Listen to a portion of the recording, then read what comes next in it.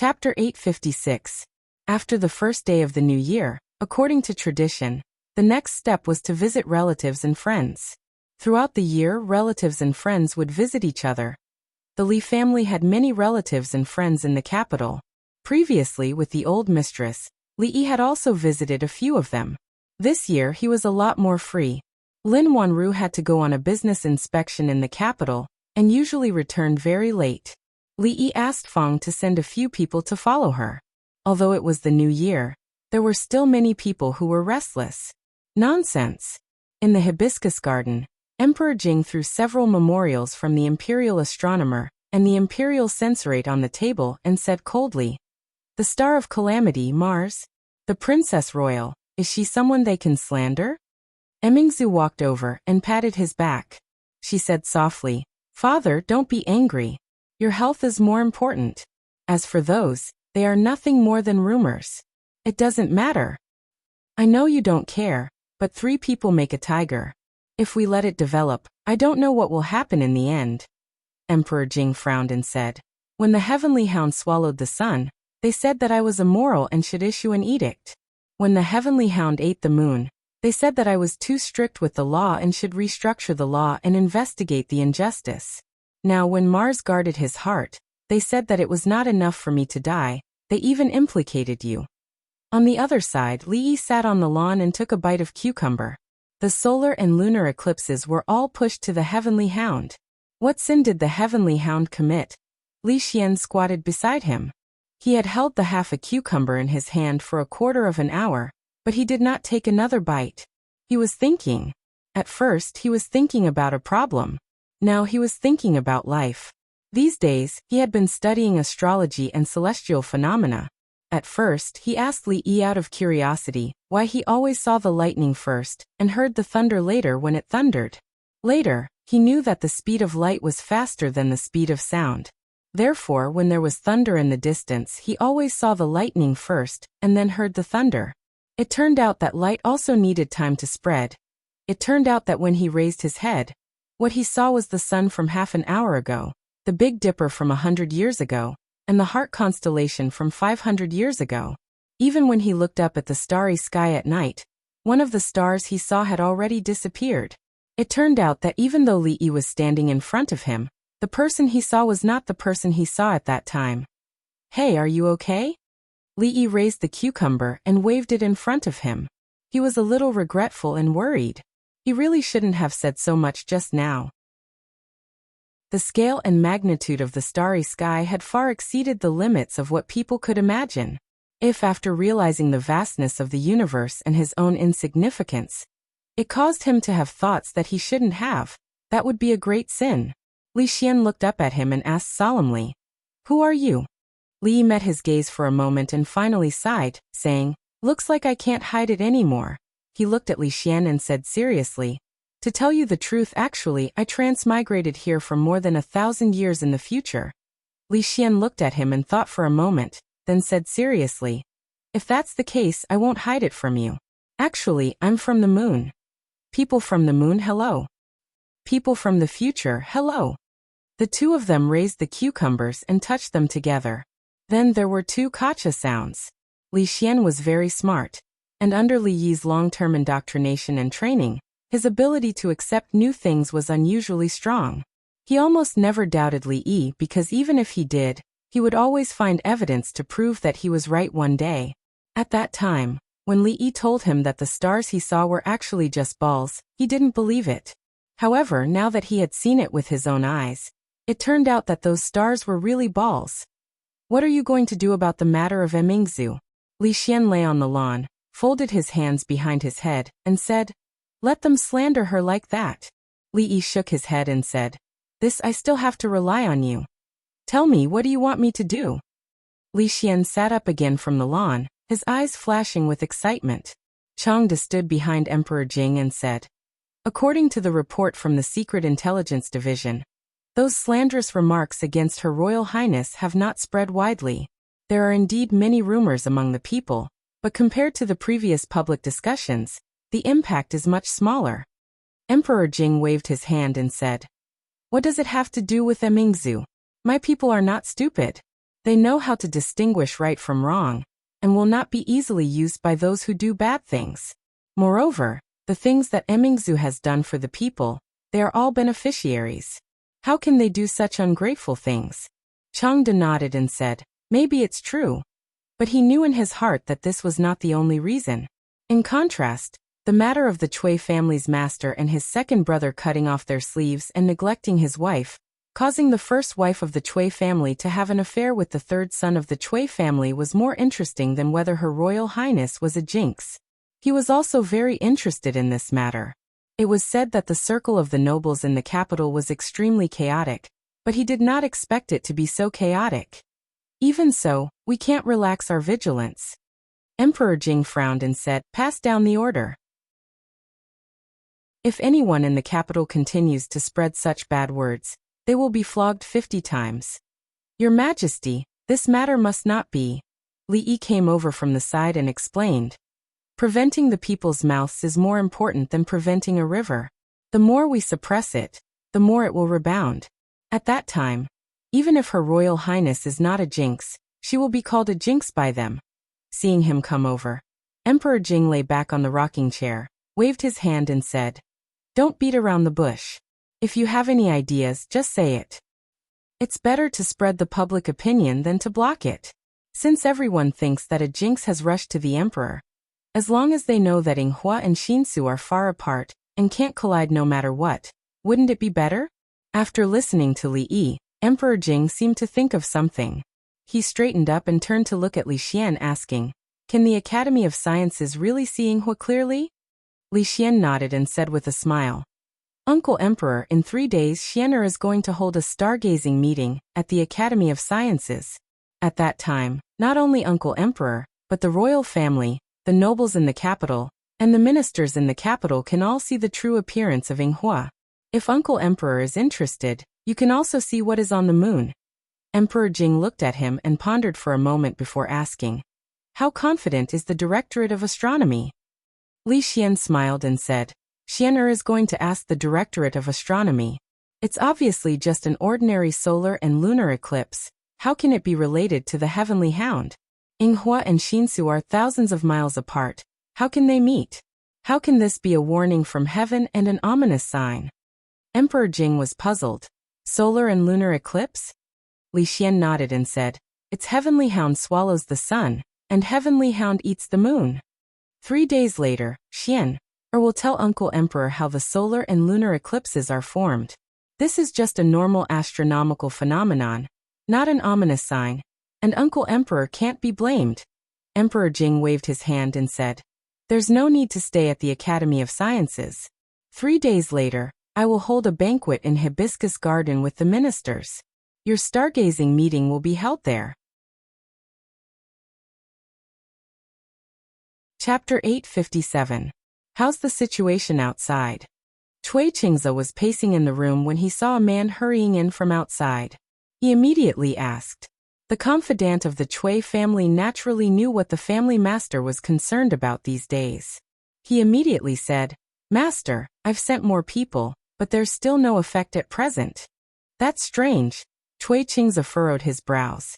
Previously, the king of Shu was called the virtuous king, and was crowned as the crown prince. The speed at which the news spread was incredible. Before anyone could react, it had already formed a strong public opinion in the capital. It was precisely because of this that the angry emperor drove him out of the capital. Neither the Cui family nor the imperial concubine had time to think of a way to save him. But this time, it was the same method, and he even sent so many people to add fuel to the fire and spread the news everywhere. Why didn't it work? While Cui Qingze was puzzled, the confidant of the Cui family was also secretly watching him. There weren't many people talking about the eldest princess, but there were many people talking about the Cui family. The fact that the clan master and the second master were gay was pure nonsense. It was just a rumor spread by those people outside. As a member of the Cui clan, they knew the character of the clan master and the second master. There was no such thing as being gay or sharing peaches. It was just some people with ulterior motives who wanted to discredit them. But the family master's wife and the third master, they really didn't pay attention to it before. After being reminded, They were surprised to find that the family master's wife and the third master were closer than they were with other people. Could it be that someone in the Cui family who knew about this spread it? Cui Jian, Cui Jian? Cui Jian suddenly raised his head and saw the family master looking at him. He came back to his senses and immediately asked, "What else do you want me to do, master?" Cui Qingze waved his hand and said, "No, you can go now. Pay more attention to the situation outside these 2 days." "Yes, if the family master has no other orders, I'll go first," Cui Jian replied respectfully. When he retreated to the door, a voice came from behind him again. "Wait a minute." Cui Qingze looked at him with no expression on his face and asked lightly, "What has Qingduo been doing these days?" "Third master?" Cui Jian was stunned. He looked at the family master and said with his head down, "I don't know." "Wait, where are you going? Come back." Li Yi called out to Li Xian as soon as he saw him leave the great hall and rush out of the Furong garden. "The stargazing gathering is in 3 days. I have to go back and prepare." Surprised, Li Xian said, "Didn't you say that I should take it seriously? When the time comes, I still have to deal with those fellows from the Imperial Astronomer. How can I not prepare in advance?" Li Yi looked at him and asked, "Have you thought about what to say?" Li Xian said excitedly, "Of course I have." The question of why he first saw lightning and then heard thunder was enough to give him a headache. What a magical starry sky. Just now his head was about to split open. Such an interesting matter. Of course, it was better for everyone to have a headache together. Li Yi asked tentatively, "Say that the you standing in front of them is actually not the you now. Say that the sun they see is the sun from 15 minutes ago. Say that the Big Dipper in the sky is the Big Dipper from more than 100 years ago. Say that if you look at the starry sky at a 45-degree angle, you can see the past." "Yes, that's it. Do you have anything else to add?" Li Xian nodded vigorously and then asked doubtfully, "Why a 45-degree angle?" "Add my ass." Li Yi grabbed his arm and said with a dark face, "Let's get in the carriage first." When the carriage arrived at the gate of the Academy of Sciences, Li Xian jumped off the carriage, looking a little dispirited. "Remember everything I said just now?" Li Yi asked again to confirm. "Yes." Li Xian lowered his head and said, "Let them look at the stars and overturn the conclusion of Antares guarding the heart. Tell them that the cause of the solar and lunar eclipses is not because of His Majesty's immorality, but because of the astronomical warning. Other than that, don't say anything else." Li Yi looked at him and frowned. "You'd better remember what I said. This is not a joke. Saying too much will do you no good." In the Jing Kingdom, no one dared to put Li Xian on fire just because of what he said. If his thinking was a little advanced, with His Majesty's protection, he could also speak logically and justifiably. At most, it was an academic argument which was nothing. However, if his thinking was too advanced, it was very likely that he would be regarded as a madman. Maybe it would also touch the point of the feudal dynasty, and it would be difficult to clean up the mess. The purpose of this stargazing meeting was to dispel the rumors about the princess spread by the Cui family, and at the same time to clear the old emperor's name. It was not to spread science. If he did not emphasize it again and again, Li Xian was likely to confuse the two. Seeing Li Xian step into the gate of the Academy of Sciences after making 3 promises, he became excited again. Li felt that it was better for him to see it in person 3 days later. "Young master, why is the moon so bumpy?" Xiao Huan came down from a high platform in the courtyard and said with some disappointment. Li touched her head and said, "Didn't I tell you before? This is the true appearance of the moon." Xiao Huan's pretty face was still a little disappointed. It was fine that there was no Jade Rabbit, Guanghan Palace on the moon, but it was actually so ugly. The last bit of hope in her heart was finally completely shattered. Rui came down from the high platform and asked Li Yi, "Husband, will you also use it to see the moon in Hibiscus Garden tomorrow?" Li Yi nodded. The Academy of Sciences had only made 1 telescope for astronomical observation so far. Li Xian treasured it like a treasure, and it was not easy for him to borrow it. "I have seen it today, so I won't go tomorrow night. Dwayner doesn't sleep well at night. If he doesn't see me when he wakes up, he will definitely cry." Rui looked at him and said. Li nodded and said, If you don't want to go, then don't go. In fact, it's not that interesting. Rui didn't really like that kind of lively occasion. Moreover, Li Xian wasn't really kind enough to invite those people to see the moon tomorrow. There might even be a fight, so he didn't force Rui to go with him. Turning his head, he saw that Mississippi Lu had finished looking at the moon and was looking at the telescope itself. Li Yi's heart skipped a beat and he immediately said, "This won't do. This will be of great use tomorrow. I can't take it. Tonight to Hibiscus Garden?" In the Willow Lane, Zhang Zimo looked at him in surprise and asked, "Isn't that the Imperial Garden?" Li Yi looked at her and said, "There will be a lot of fun to see tonight. Do you want to go with me?" He felt a bit bad that he didn't have much time to spend with her these few days. She liked crowds and should be more interested in such an occasion. "Husband Li, Sister Lu is not going?" Zhang Zimo looked at him and asked. Li Yi shook his head. Then let me think about it. She was actually a bit tempted. After all, this was a rare opportunity to be alone with him. However, their relationship hadn't been made public, so it was a bit inappropriate to appear with him like this. An idea suddenly appeared in her mind. A glimmer of light flashed through her eyes. She nodded and said, "Okay, I'll go with you tonight, Chui Manor." Stargazing meeting, what is it? Chui Qingze held an invitation in his hand and turned back to ask, "Is Madam free tonight? How about we go together?" The woman shook her head and said, "I'm a bit tired today. Master, you can go by yourself." Chui Qingze nodded. When he walked out of the room, he saw someone coming from the side corridor. He thought for a moment and asked, "Qingduo, His Majesty is holding a banquet in Hibiscus Garden tonight and inviting all the officials to participate in the stargazing meeting. Do you want to go together?" Stargazing meeting? Third Master Chui shook his head and said, "I'm not interested. Besides, I'm drinking with friends tonight. Big brother, you should go by yourself." Chapter 858. You are. At the entrance of a small courtyard in Willow Alley, Li Yi was stunned as he looked at the handsome man who walked out of the courtyard. Although the handsome man looked a little feminine, he didn't lose his heroic spirit. However, this wasn't the problem.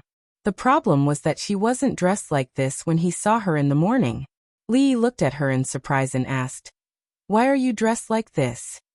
"This way, it won't be easily seen through." The goddess of Luo Shui seemed to be very confident in her male appearance, and said with a little pride. Li Yi knew that she was thinking for his sake. He shook his head and didn't say anything else. "Let's go." She held onto Li Yi's arm and walked out of the alley. "Wait." Li Yi turned around and looked at her. He looked her up and down and finally stopped at a certain place. He said in surprise, "Where are your breasts?" She immediately blushed. Shameless. Impossible.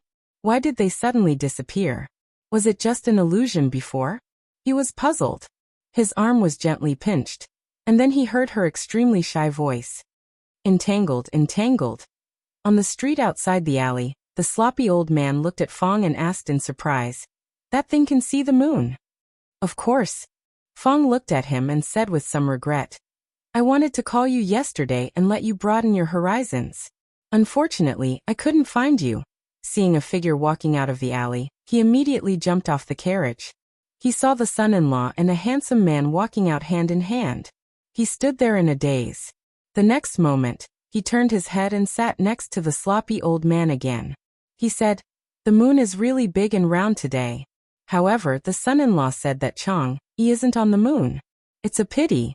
When I was young, I wanted to marry her when I grew up." The carriage stopped at the entrance of Furong Garden. When he got off the carriage, the handsome man's face was still a little red. He followed 2 steps behind Li Yi and didn't want to get closer. Li Yi took 2 steps back and said, "Just be normal. Don't worry, no one will think too much." Fong was not interested in watching the show, and the sloppy old man was the same. After sending them in, the 2 of them left together. When he entered, he casually arranged an identity for drunken Mo in the School of Mathematics, and the guard at the door did not ask much. Today's stargazing meeting was different from the usual banquets. There were dignitaries, officials, and local officials. There were also many members of the royal family. There were also reserved seats for the colleges and the women's college. After they walked in, they were led to the designated seats. Since the academy's seats were closer to the front, he had already informed Li Xian in advance. Drunk Ink's seat was right next to him, and behind the two of them were a few teachers from the academy. Lord Li, after greeting the gentleman, the two of them sat down. There was still some time before the banquet started. Li Yi moved closer to her and whispered. He raised his head inadvertently and found a line of sight looking at him from the opposite side. The new capital governor, Sung Shichen, stared at the opposite side with his eyes wide open. He subconsciously wanted to stand up, but when he was halfway up, he remembered something and sat back down. A person next to him asked in confusion, Lord Sung, what's wrong? Sung Shichen shook his head and said, It's nothing. I'm old. After sitting for a long time, my waist is a little sore. I stand up and move around, and it's much better. The man smiled and said, Lord Sung is in the prime of his life and is the mainstay of our court. What are you talking about? Of course, Li Yi also saw Sung Shichen. He raised his wine glass and gestured. After Tsung Zimo raised her head and looked at the opposite side, she instantly blushed. His Majesty has arrived. A eunuch's shrill voice was heard. Everyone in the hall stood up and bowed. The old emperor looked good today. He was accompanied by the empress, and behind him were members of the royal family. Li Yi saw Li Xian and Prince Ning, who he hadn't seen for a long time. The arrogant Lolita was also inside, holding Yong Ning's little hand. She turned her head around and looked around restlessly. When she saw Li Yi, she happily winked at him. The emperor's banquet was only a symbol of benevolence. It was clearly impossible to eat one's fill and eat well at the small table in front of him. On both sides of the hall were officials, and in the middle, there were palace maids dancing. In terms of etiquette and music, the royal family was the most interesting.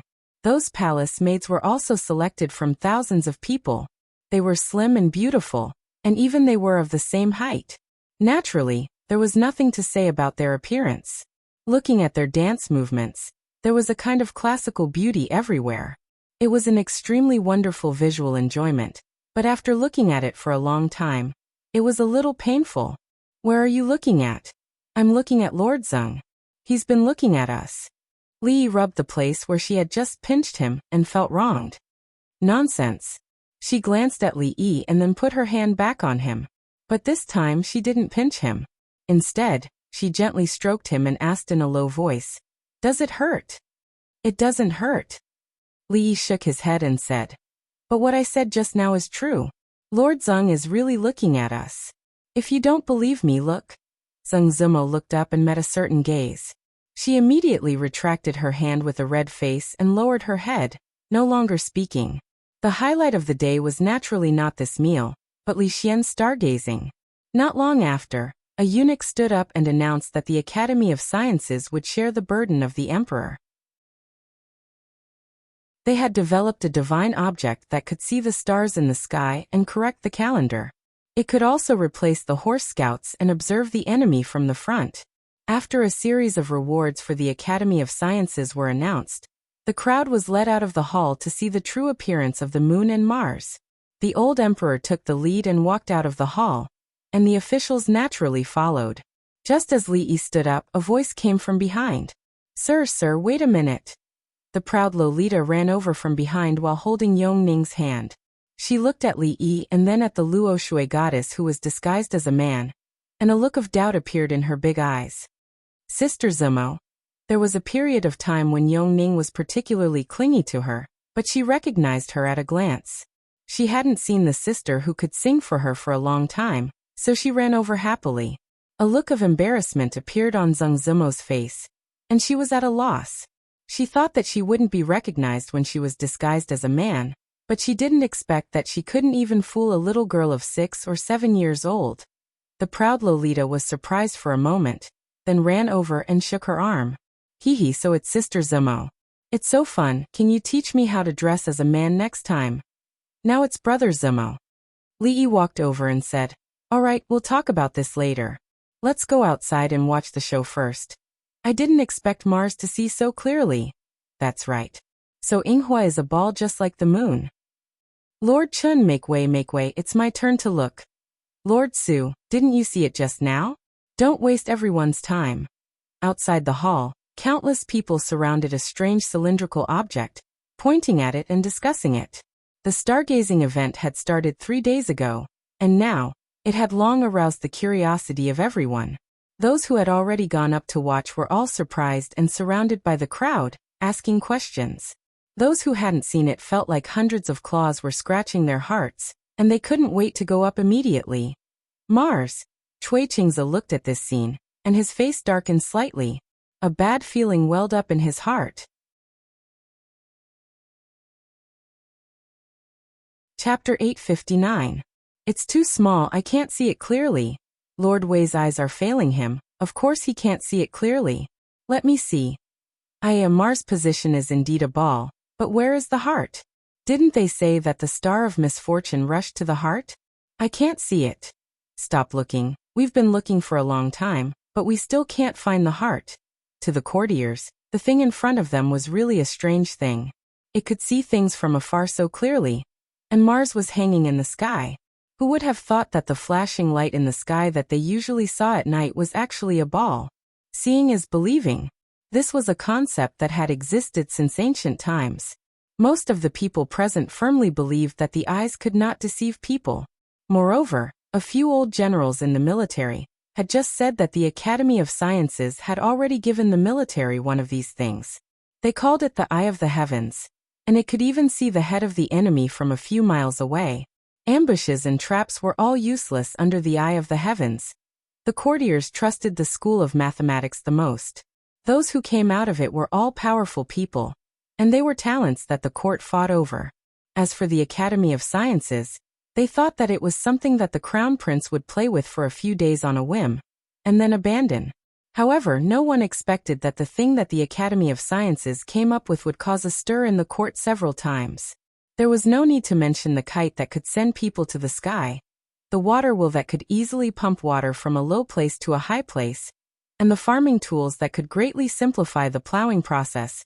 All of these things had invisibly changed their knowledge, and even changed the lives of many people.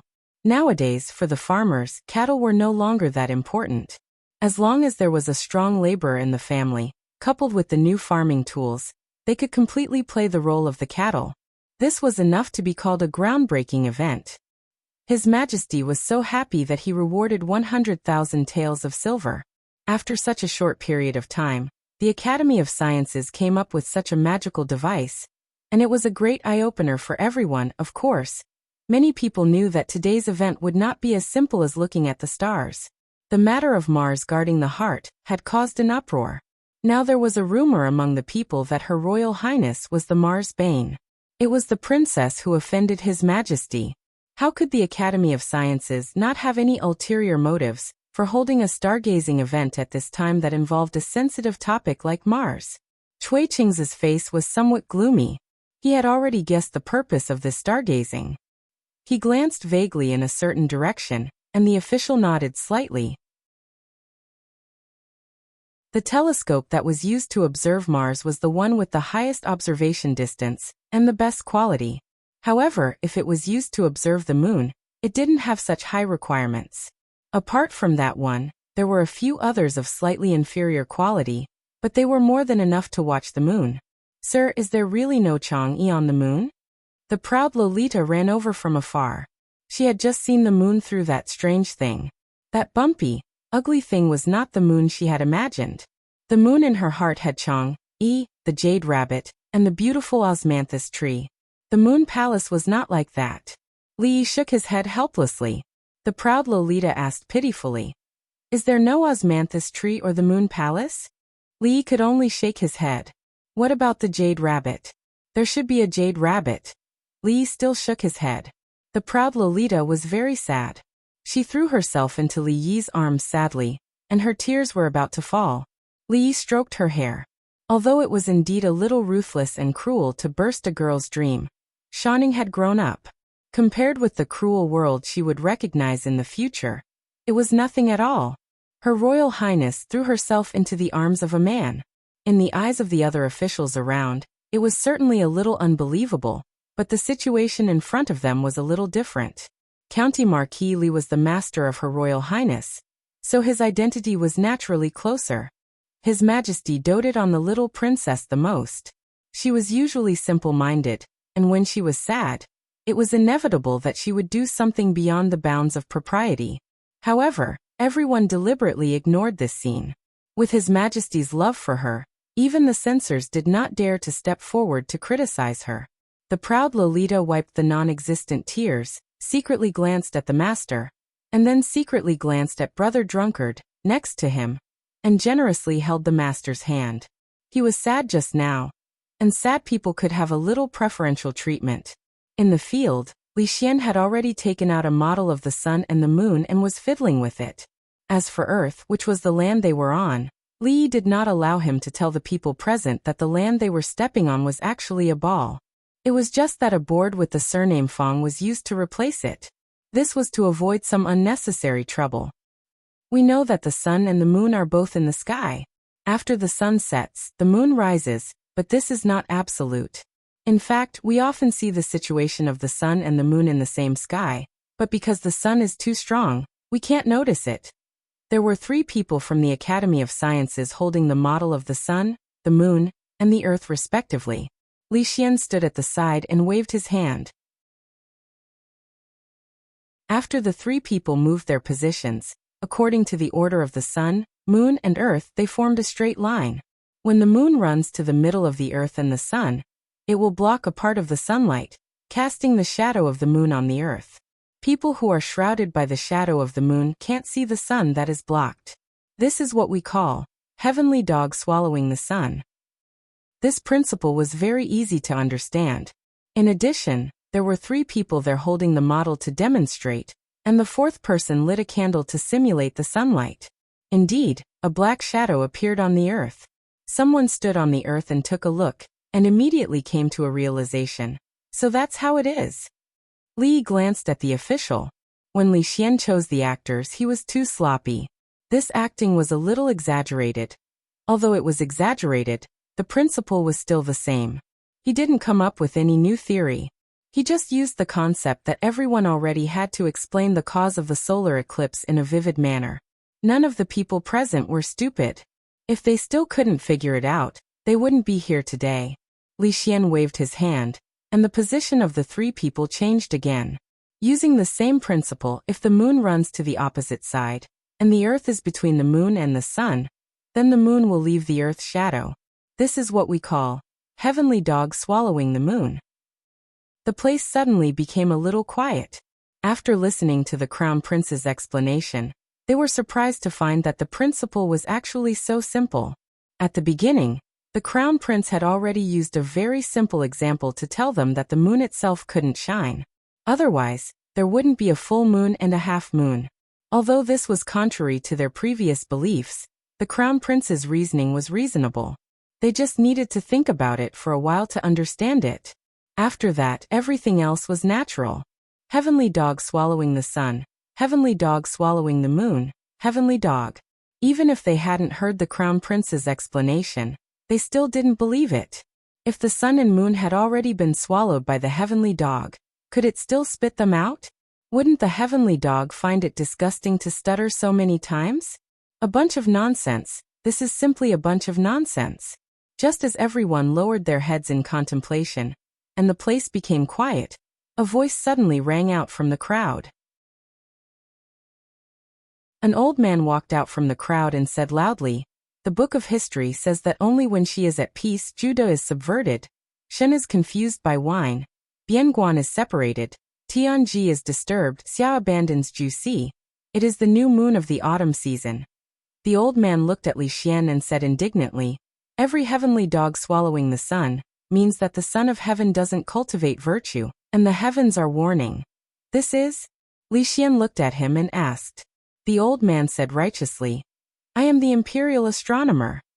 "The book of history says?" Li Xian looked at the imperial astronomer, took out 2 pieces of silver, one big and one small, and held them in his fist. He looked at the old man and asked, "Then did the book of history say that if I let go, which of the 2 pieces of silver in my hand will fall first?" Note: The imperial astronomer's superior is called the imperial astronomer.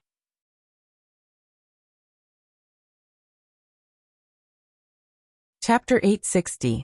It was within everyone's expectations that the imperial astronomer would stand up to refute the crown prince. Stargazing, divination, and calendar calculation had always been the duty of the imperial astronomer. The crown prince's words just now were reasonable and his demonstration was vivid. Even those who did not understand astrology would be convinced. However, this was tantamount to smashing the reputation of the imperial astronomer. In other words, it was destroying the faith of those who had devoted their lives to it. However, no one expected that after the imperial astronomer stood up, the crown prince did not refute him. The change was so fast that it was even a little confusing. Moreover, although the imperial astronomer was old, he was not muddle-headed. The difference between the two pieces of silver was so obvious. Surely he could not be mistaken? When it came to the issue of faith, the imperial astronomer could still be neither servile nor overbearing in front of the crown prince. He looked at the crown prince's hands and said, although the imperial annals did not say it, the crown prince should not think that this old man is muddle-headed. If your highness let go at the same time, the heavier silver will naturally fall first. Dong. Li Xian let go of his hands. The two pieces of silver fell to the ground, and also hit the old imperial astronomer's heart. The surrounding officials were also in an uproar. This did not make sense. Could there be a trap? The imperial astronomer did not believe it. He picked up the two pieces of silver, weighed them, and tried them with his own hands. He then took out two pieces of different sizes and tried them again. He murmured, "How could this be? How could this be?" Not far away, Prince Ning smiled and said a few words in Emperor Jing's ear. Emperor Jing was slightly surprised, but a smile also appeared on his face. This child. Zheng Zimo pulled on Li Yi's sleeve and asked curiously why. Li Yi turned his head and glanced at her. He said, "I can't explain it in a short time. When we go home tonight, I will explain it to you slowly." Ahem. Not far behind the two, the capital governor, Lord Zeng, coughed heavily. An official next to him asked doubtfully, "Lord Zeng, are you not feeling well?" Zeng Shichen waved his hand. "I caught a cold yesterday. It's fine, it's fine." On the other hand, the imperial astronomer stood rooted to the spot in a daze, forgetting even to pick up the silver tails that had fallen to the ground. When he heard the discussions around him, he finally came back to his senses. Suppressing the shock and confusion in his heart, he immediately said, "These two matters cannot be lumped together." This old man was talking about the solar eclipse and the lunar eclipse. "What you just said is simply a bunch of nonsense, a bunch of nonsense." Li Xian cupped his hands politely and said, "Since the imperial astronomer thinks what I just said is nonsense, why don't you point out where I'm wrong? I Li Xian am all ears." The officials nodded in agreement at the crown prince's attitude. This was the bearing and demeanor that a member of the royal family should have. Even when he was being criticized, he was still able to maintain such a state of mind. It was truly rare. If even the esteemed crown prince was like this, then the imperial astronomer's attitude immediately put him at a disadvantage. You're wrong." The imperial astronomer opened his mouth, but only managed to utter these few words. He only knew that the crown prince was definitely wrong, and definitely would be wrong, but he simply could not point out where exactly he was wrong. What the crown prince had said just now was so reasonable, and that demonstration was so vivid and clear. How could the imperial astronomer find any mistakes?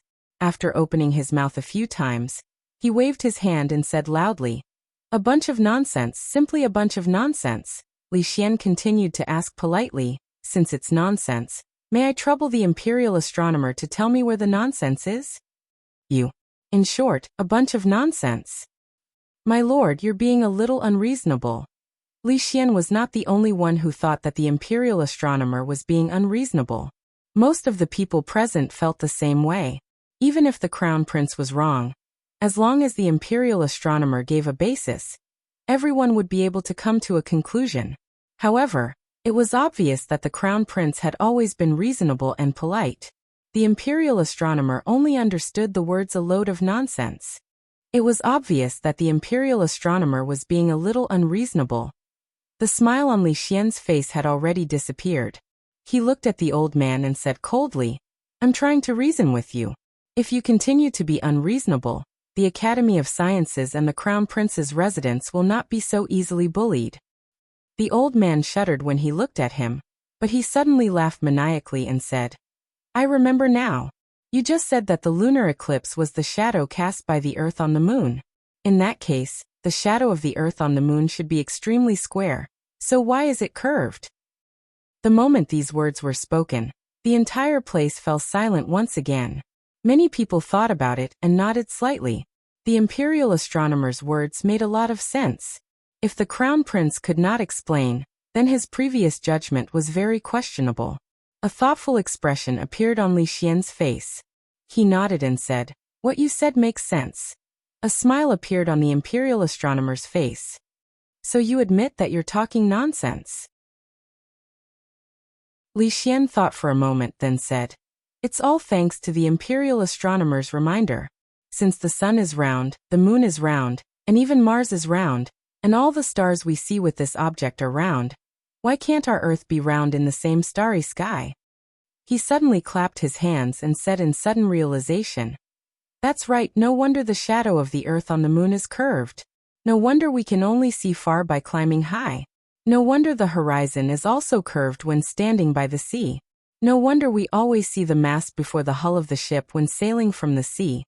Perhaps the Earth beneath our feet is also a big ball?"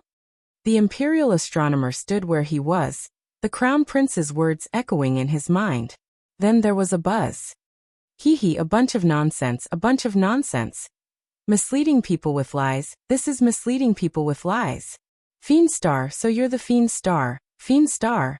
Li Xian looked at the crazed imperial astronomer and waved his hand. "Take this lord away to rest." No one cared about the mad imperial astronomer anymore. Their minds were filled with the words that the crown prince had just said. The imperial astronomer's words not only enlightened the crown prince, but also made them think deeply. During an eclipse, the Earth's shadow, the sails of ships sailing from the sea. If the Earth was flat, why would one need to climb high to look far away? The sun, the moon, Mars, why had they never thought about these things? The crown prince was really quick-witted among the crowd. Cui Qing's expression could no longer be described as gloomy. Meanwhile, Li Xian clapped his hands and continued his explanation. "Now that we're done with the solar and lunar eclipses, let's talk about Mars guarding the heart. Just now, everyone saw that there's nothing around Mars. There's not much difference between using Mars to look at Xi and using our eyes to look at Xi. This is because Xi is too far away from us. It's like two objects that are separated from each other. When we look at it from afar, we'll think that they're very close to each other. Xi is so far away from us that what we see is 500. Cough. Li Xian turned around and looked at Li Yi with disappointment. Then he turned back and said, "In short, Mars and Xi will never meet each other. Therefore, the saying that Mars guards the heart while the jinx rushes to Xi is nonsense. Anyone who uses this to slander the royal family has ulterior motives." He sighed and said, "Compared to the vast starry sky, we're so tiny. Who knows that when we look up at the starry sky, what we see is just the passing of the starry sky." Cough, cough. Li covered his mouth and coughed twice. Beside him, the Luo Shui goddess asked with concern, "What's wrong? Are you not feeling well? Should we go back earlier?" The proud Lolita also looked nervous. Sir isn't feeling well. I'll ask my father to summon the imperial physician." Li grabbed her hand tightly and didn't let her run away. He shook his head and said, "I'm fine. It's just that my throat was a little itchy. I'm fine now." A hint of pain appeared on the proud Lolita's face. She looked up at Li Yi pitifully and whispered, "Sir, you're hurting me." "Ah, I'm sorry." Li Yi hurriedly let go of her hand. On the other side, Li Xian had already finished his scientific activity. He pointed to the telescope at the side and said with a smile, "Today's stargazing will end here. If anyone still wants to see the full picture of Mars, please go ahead." As soon as he finished speaking, the crowd surged towards a certain direction.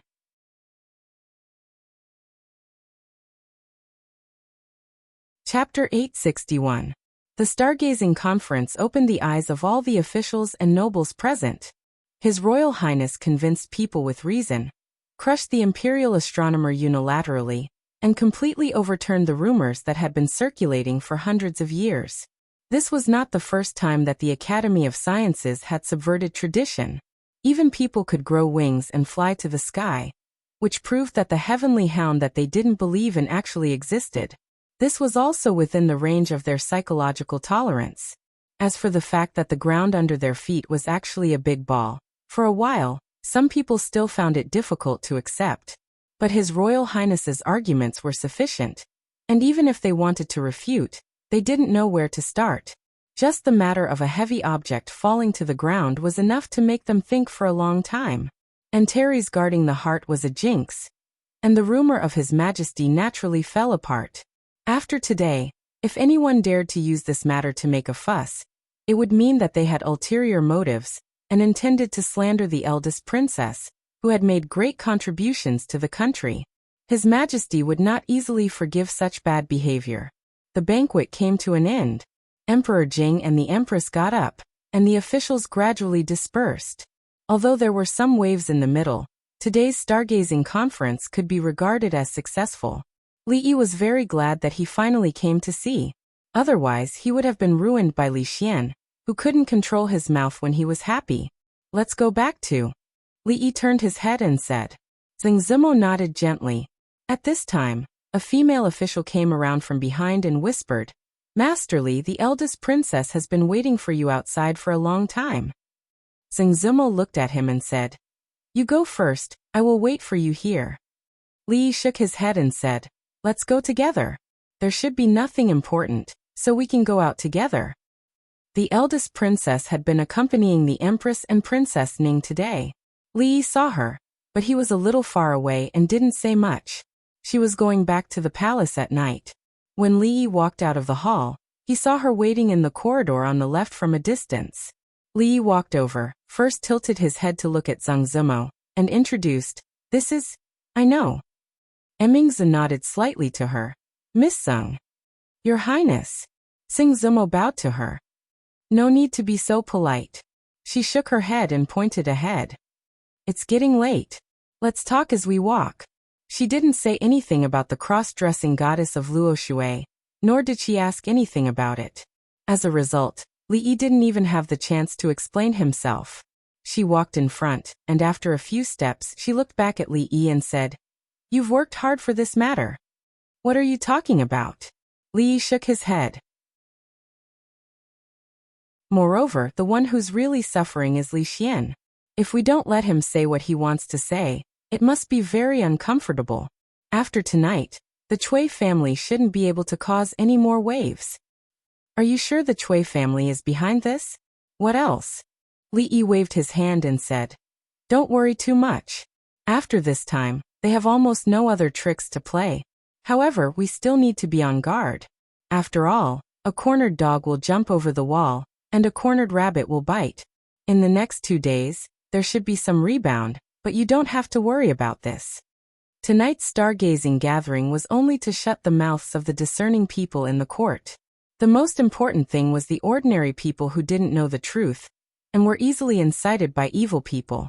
After today, they must strike while the iron is hot and completely reverse the public opinion. Then if you need anything, just tell me. She looked back again and boarded an extremely luxurious carriage. I'm leaving. Li Yi waved to her. Fong and the sloppy old man had returned, and the carriage was parked not far away.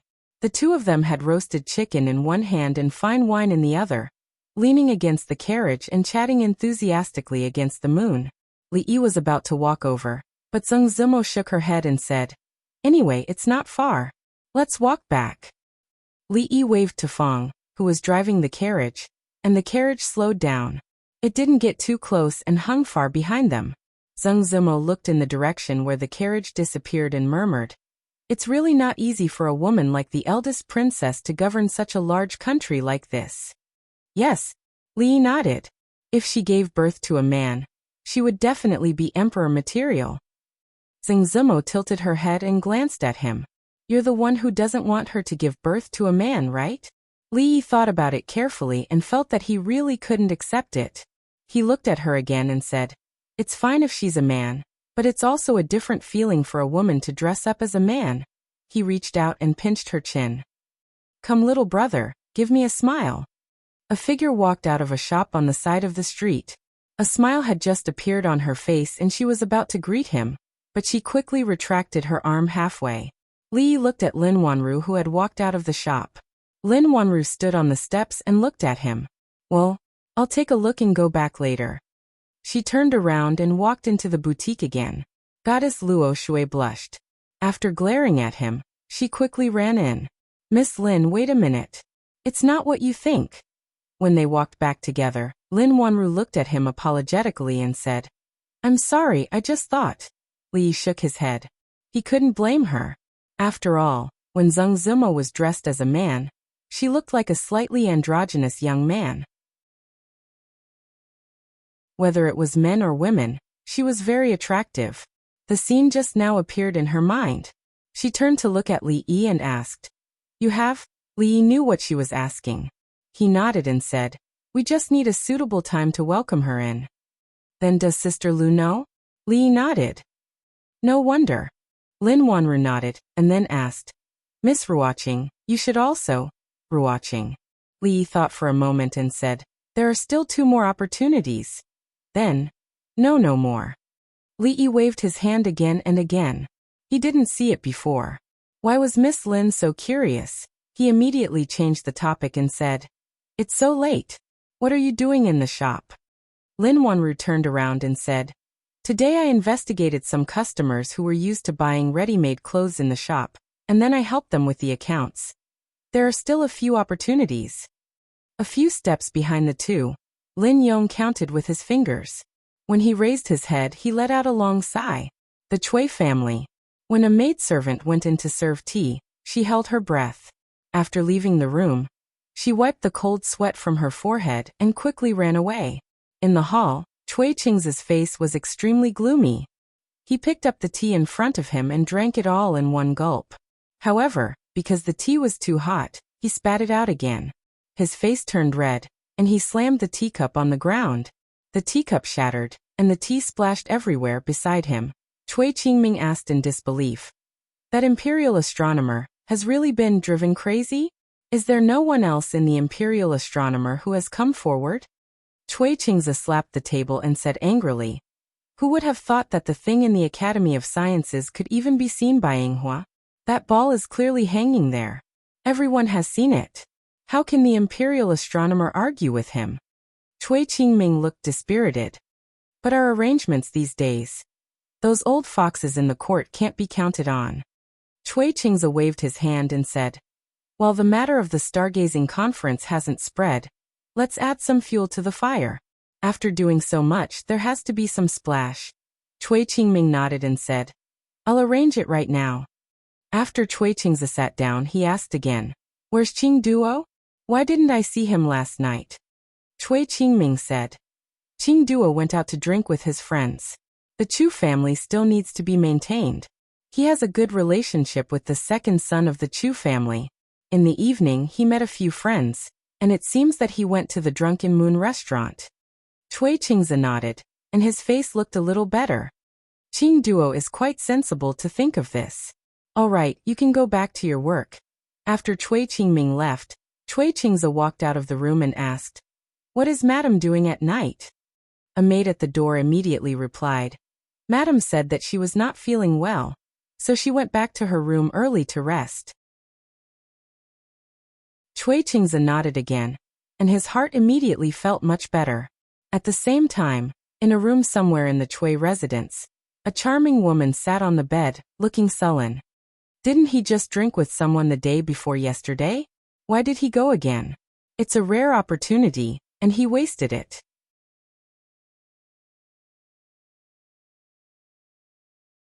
Chapter 862. After New Year's Eve, the bustling scene in the capital city did not diminish, but increased. Before New Year's Eve, the ordinary people in the capital city were busy celebrating the new year. The officials who came from other places did not dare to slack off in the slightest for the first day of the imperial court. After New Year's Eve, they would visit their relatives and friends for a few more days. At the very least, he would leave after the Lantern Festival and tour the capital from top to bottom once. It was no wonder that the foreigners had not seen the world. Today's capital city was changing day by day. It was very different from what they remembered in the past. There were many interesting places, but they could not see enough. In these few days, the big and small shops in the capital city, as well as the peddlers and merchants, made a lot of money. The ready-made clothes and underwear shops were often sold out as soon as the goods were put on display. The brothels were overcrowded every day. If it was only the capital city, the demand for goods would not be so great. Among them, there were many businessmen from other places and even foreign countries. They would transport the goods they bought from the capital city back and resell them to make a profit. This also made Li Yi increasingly feel that he should not stay in the capital city. As long as there was a brothel, the family's shops would flourish everywhere. He would not give the black-hearted middlemen a chance to make a profit. Li Yi sat on the bed and carried the little guy who was about to fall back. After 2 months, the little guy became active. He crawled around on the bed and wanted to grab anything he saw. When he cried, his voice became louder. Rui and he were tortured at night. Rui had just coaxed him to sleep in the morning and was forced to the room by Li Yi to rest. After a while, the little guy woke up again. He was full of energy and seemed to be full of energy. Li Yi just sat on the bed and thought about something. The little guy did not know when he fell asleep again. He asked Xiao Huan to come over and look after him. Other than Rui, only Xiao Huan hugged him, and he would not cry no matter how long it took. When he walked out of the door, he happened to see the sloppy old man limping in from the outside. Although Su was older, he was still a guru. The number of people in the world who could hurt him could be counted on one hand. It was even more impossible for him to sprain his ankle while walking. It was because he had made some progress in martial arts recently. It seemed that he had made a small breakthrough in his realm, so he excitedly challenged his second granduncle. After he came out of the courtyard, he became like this. Li Yi looked at him and said, "Su should rest at home today. I'll ask Fong to go out with me."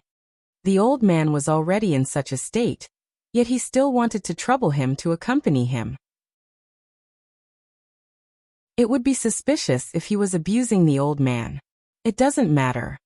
The sloppy old man shook his head and said, "The path of martial arts has always been bumpy.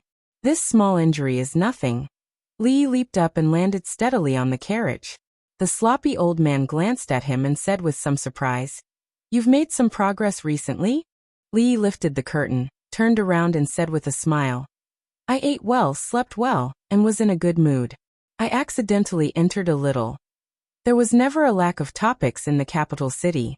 As the people under the feet of the emperor, the people of the capital city had pride and confidence that people in other places did not have. They cared about the state affairs, the gossip of the officials and nobles in the capital city, whether the soldiers on the front line had enough to eat. And they were also curious about how the third master of the Cui family was better than the first master of the Cui family. Especially for some people who had a strong sense of national pride. Although they were just ordinary people, they cared about the country no less than the officials in the court. However, it was also because they were only ordinary people who could not participate in the state affairs that some news could not be obtained. Therefore, the brothel became the favorite place for these people. In the past 2 days, the contents of the stargazing meeting that had been widely spread were what people were most interested in. On the stage, an old storyteller was describing with great emotion how His Highness had wittily dealt with the imperial astronomer that night, and how the wronged imperial astronomer had pestered him endlessly. Below the stage, many people were intoxicated by the story, and there were also people who lowered their heads and discussed in whispers. A young man said in surprise, "What?"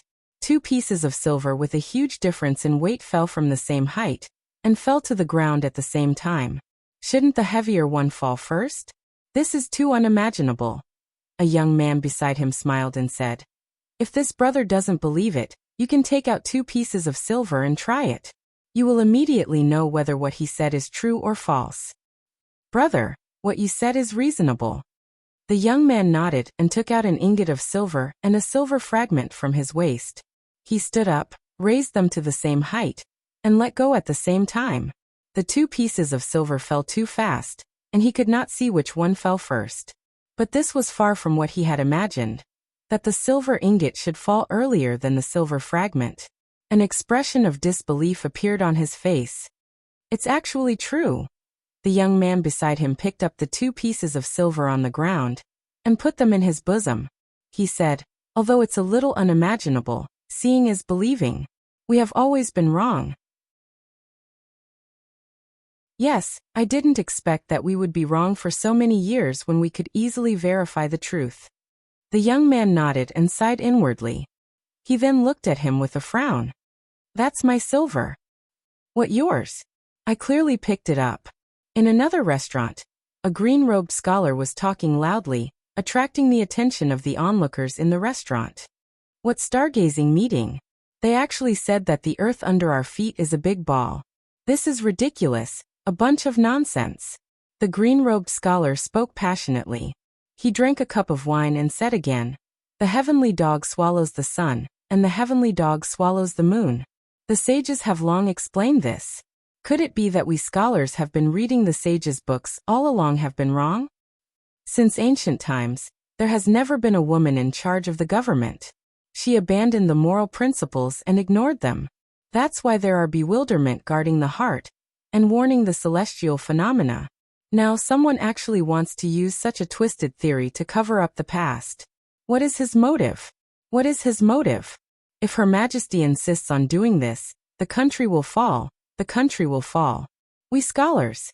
In the restaurant, some people listened excitedly, some people looked thoughtful, and some people's eyes flashed with suspicion. Fong drank a mouthful of wine and said angrily, young master, this guy is full of nonsense. Why don't you arrest him and put him in prison?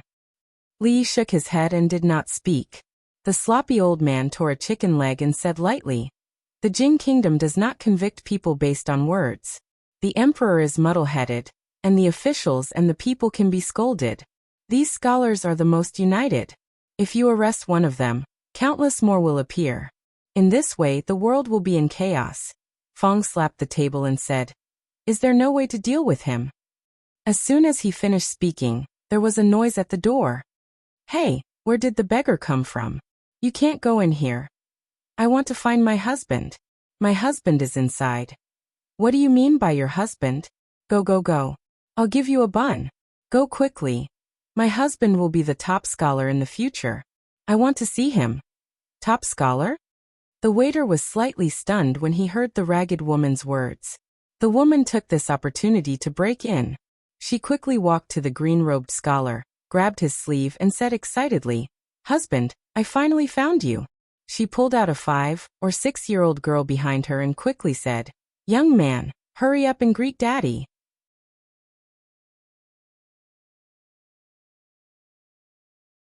Chapter 863.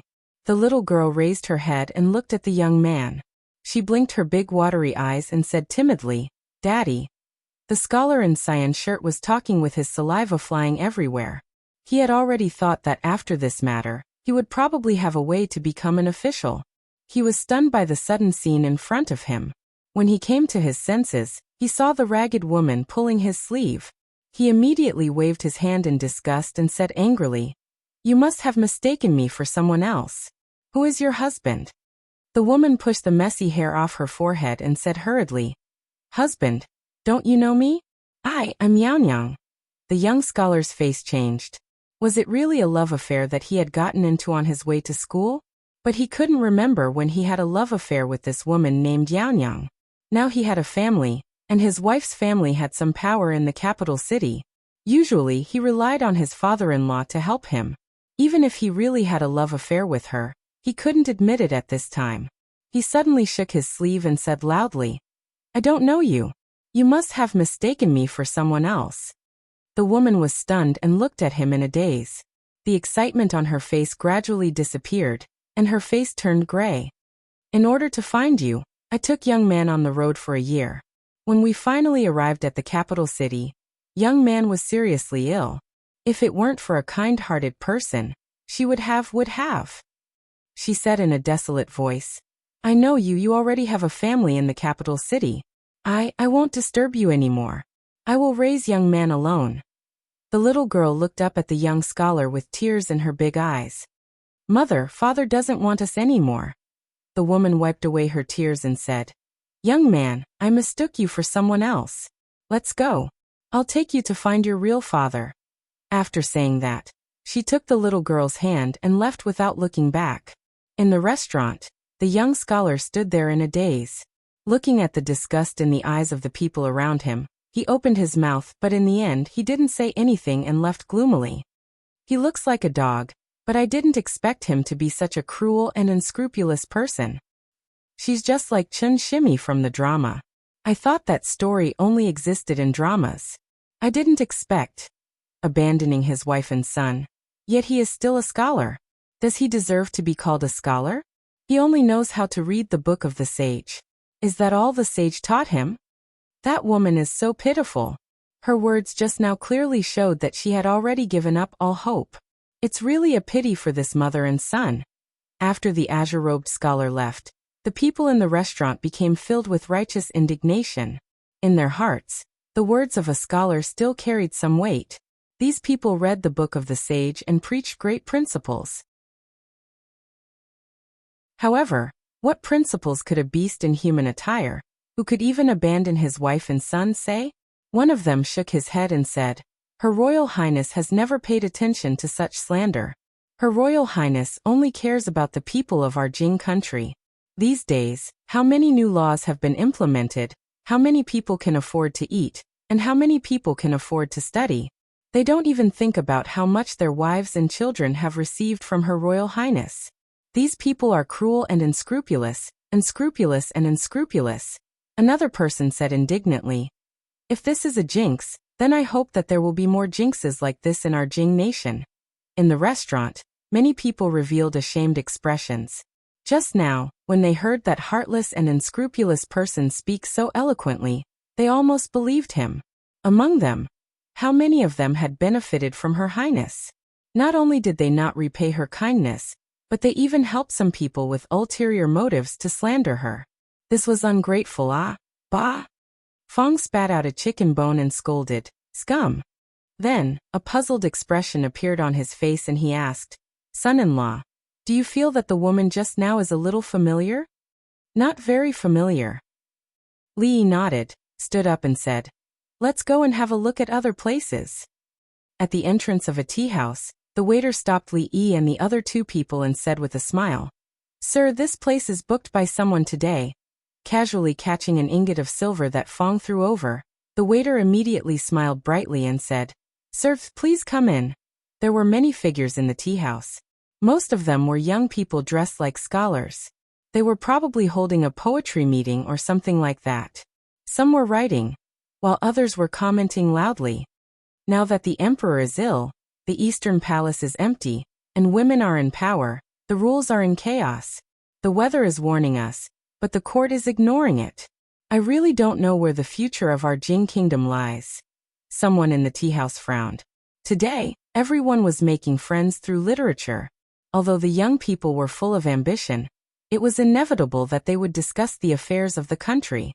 However, the matter of Ying guarding his heart had already been concluded. The imperial astronomer had made disrespectful remarks about Her Highness the Princess, and intended to bring chaos to the court. He had already taken the blame and resigned. Almost all the officials in the court had seen Ying with their own eyes.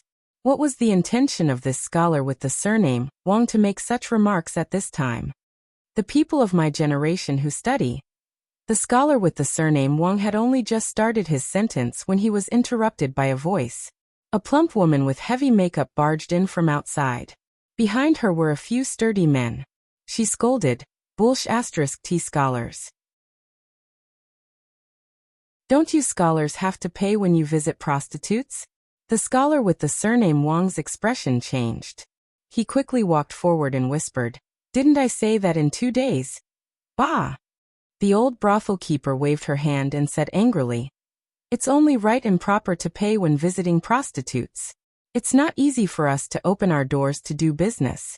If you don't pay today, I'll drag you to see the officials.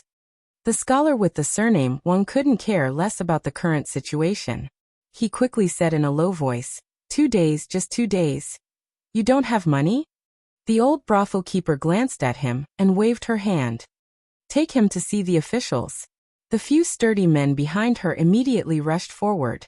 The scholar with the surname Wang was quickly taken away, leaving the people in the tea-house looking at each other in dismay.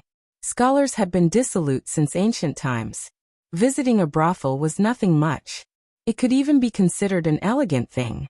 However, visiting a brothel without paying was a bit too much.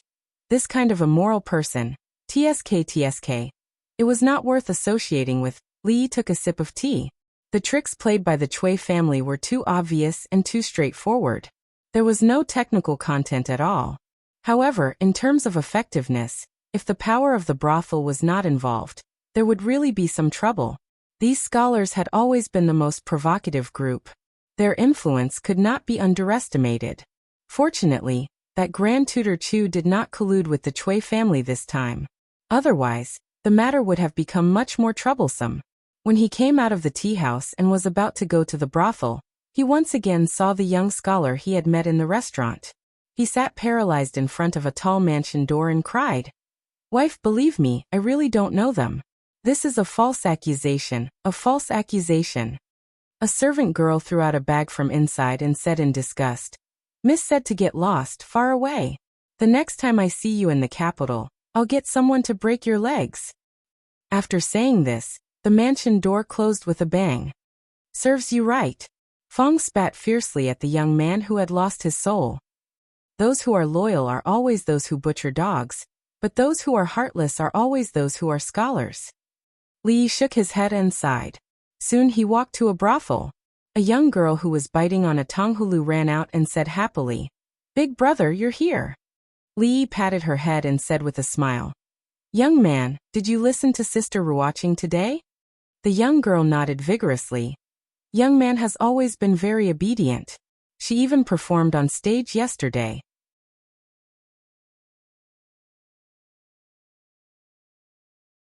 Chapter 864. Fuma, take a closer look. It says that Qin Xianglian is 32 years old and is suing the emperor's son-in-law, deceiving the king, deceiving the emperor, breaking off the marriage, killing his wife and son, losing his conscience. On the stage, an old man was singing passionately, and the audience was listening attentively. This was a new play that had been released not long ago. It was called The Case of the Beautiful Guillotine. It was about a heartless scholar who became the Zhuang Yuan and was recruited as the prince consort. He abandoned his first wife and for the sake of riches and fortune, he wanted to kill his wife and son. As soon as this play was released, it became very popular in the capital. The fictional character of Justice Bao was no stranger to them. This story of how he didn't fear power and justice for the people and killed the wicked was very satisfying. It was exactly the kind of play that ordinary people living at the bottom of society liked to watch. At this critical juncture, if there really was a heartless person who abandoned his wife and son for the sake of wealth and honor, he would probably be stabbed in half by the audience. In the private room upstairs, Miss Sung wiped away her tears and looked at Li Yi with some bitterness. "Why did you come up with this play?" Needless to say, she, who was overflowing with sympathy, naturally sympathized with Qin Xianglian and her son. Wan Ruoqing was used to such scenes. She had seen this play countless times, from the script to the arrangement to the introduction of the stage. Naturally, she would not be touched at this time. She smiled and said, "This is just a play. If it wasn't so complicated and bizarre to stir people's emotions, not many customers would be willing to watch it." Zheng Zimo looked at her and curled her lips. "You only know how to speak up for him." Wan Ruoqing could only shake her head and smile. Li looked at the goddess of Luo Shui and defended himself. Art comes from life, but it is higher than life. Although it is a play, it also reflects the reality of society. Today, when I was eating in the restaurant, I saw a real-life Chen Shimi. "You are too naive and don't understand the ugliness of this world." He thought of something and said, "Oh right, if you have the chance, help me thank the madam of the Jade Courtyard. If it wasn't for her this time, there might have been some trouble. She has never been someone who likes to suffer losses."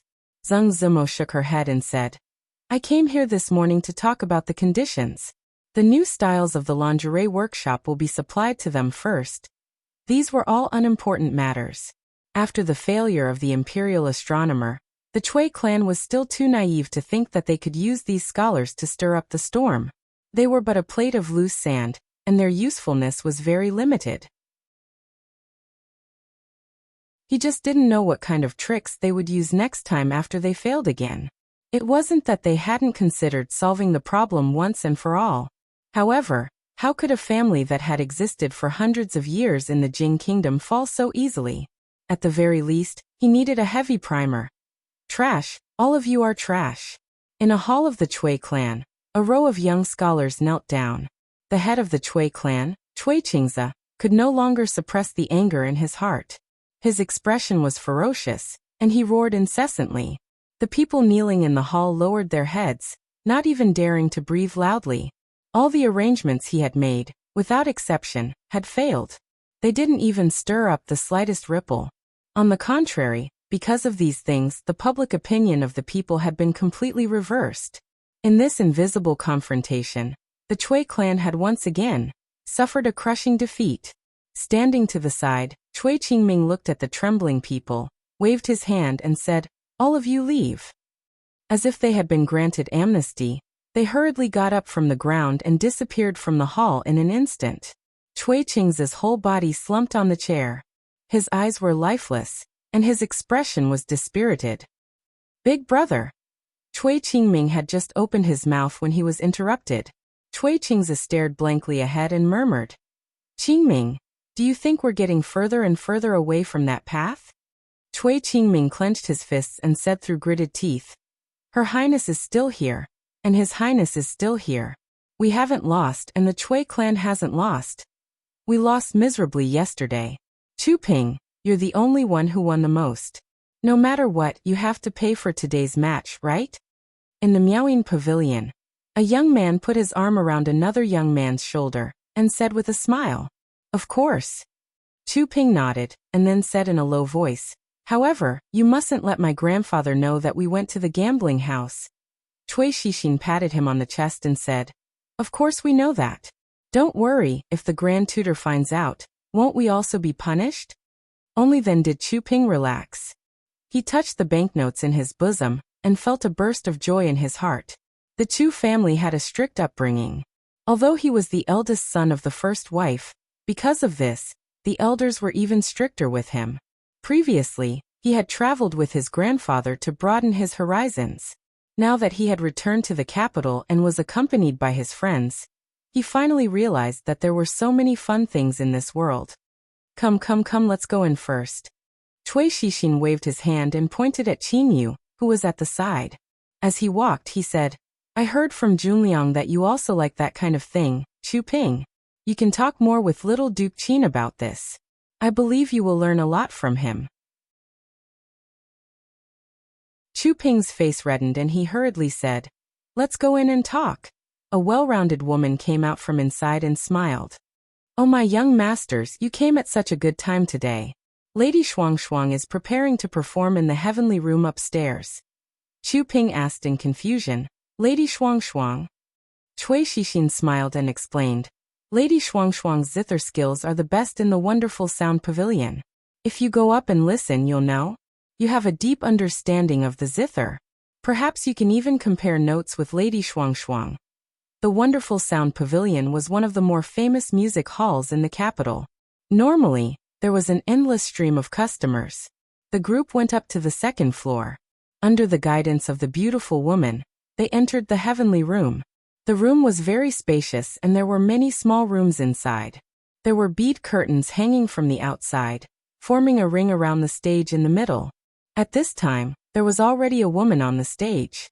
She was about 16 or 17 years old, and was very charming and lovely. However, her face was a bit pale. At first glance, she gave off a feeling of weakness. Whenever a man saw her appearance, he couldn't help but want to take her into his arms and take good care of her. Chui Shixin stretched out his hand and waved it in front of Chu Ping's eyes. He smiled and said, "Hey, what are you looking at? You're staring straight." "No, nothing." Chu Ping's face reddened, and he lowered his head in a panic. "Could it be that this Lady Shuang is your type?" Cui Shixin looked at him in astonishment and said, "Last time Junliang told me, I didn't believe it. So it turns out that you really do like this sickly appearance." But he shook his head with a bit of pity. "But what?" Chu Ping immediately raised his head. "This Lady Shuangshuang is a good woman. It is said that her family isn't very well off and her body is also very weak. She only occasionally plays a song here. I'm afraid you'll be disappointed this time." Cui Shixin's words contained a bit of regret that was difficult to conceal. Although the wonderful sound pavilion was a music hall, it was also a business of secret prostitution. Of course, this place was naturally of a much higher class than the brothels outside. There were also simple musicians, and this Lady Shuangshuang was one of them. His tone changed and he said again, "A fair and graceful lady is a gentleman's desire. If you Chu Ping really like her, then boldly pursue her. With the Chu family's noble status, it is not impossible for you to obtain Lady Shuangshuang's heart." At this moment, the sound of the zither rang out. Chu Ping closed his eyes and listened attentively for a while. Then he opened his eyes and said in admiration, "Lady Shuangshuang's zither skills can already be considered a master." Cui Shixin patted his shoulder and said, "Don't be sad. In a moment, I'll arrange another one for you." Isn't she just the sickly type? As long as you have money, you can find anything. However, don't even think about the one who let us in just now. That's young Duke Qin's. Chu Ping looked at the beautiful woman from just now and immediately shook his head. He sighed in his heart. This young Duke Qin's preferences were truly unique.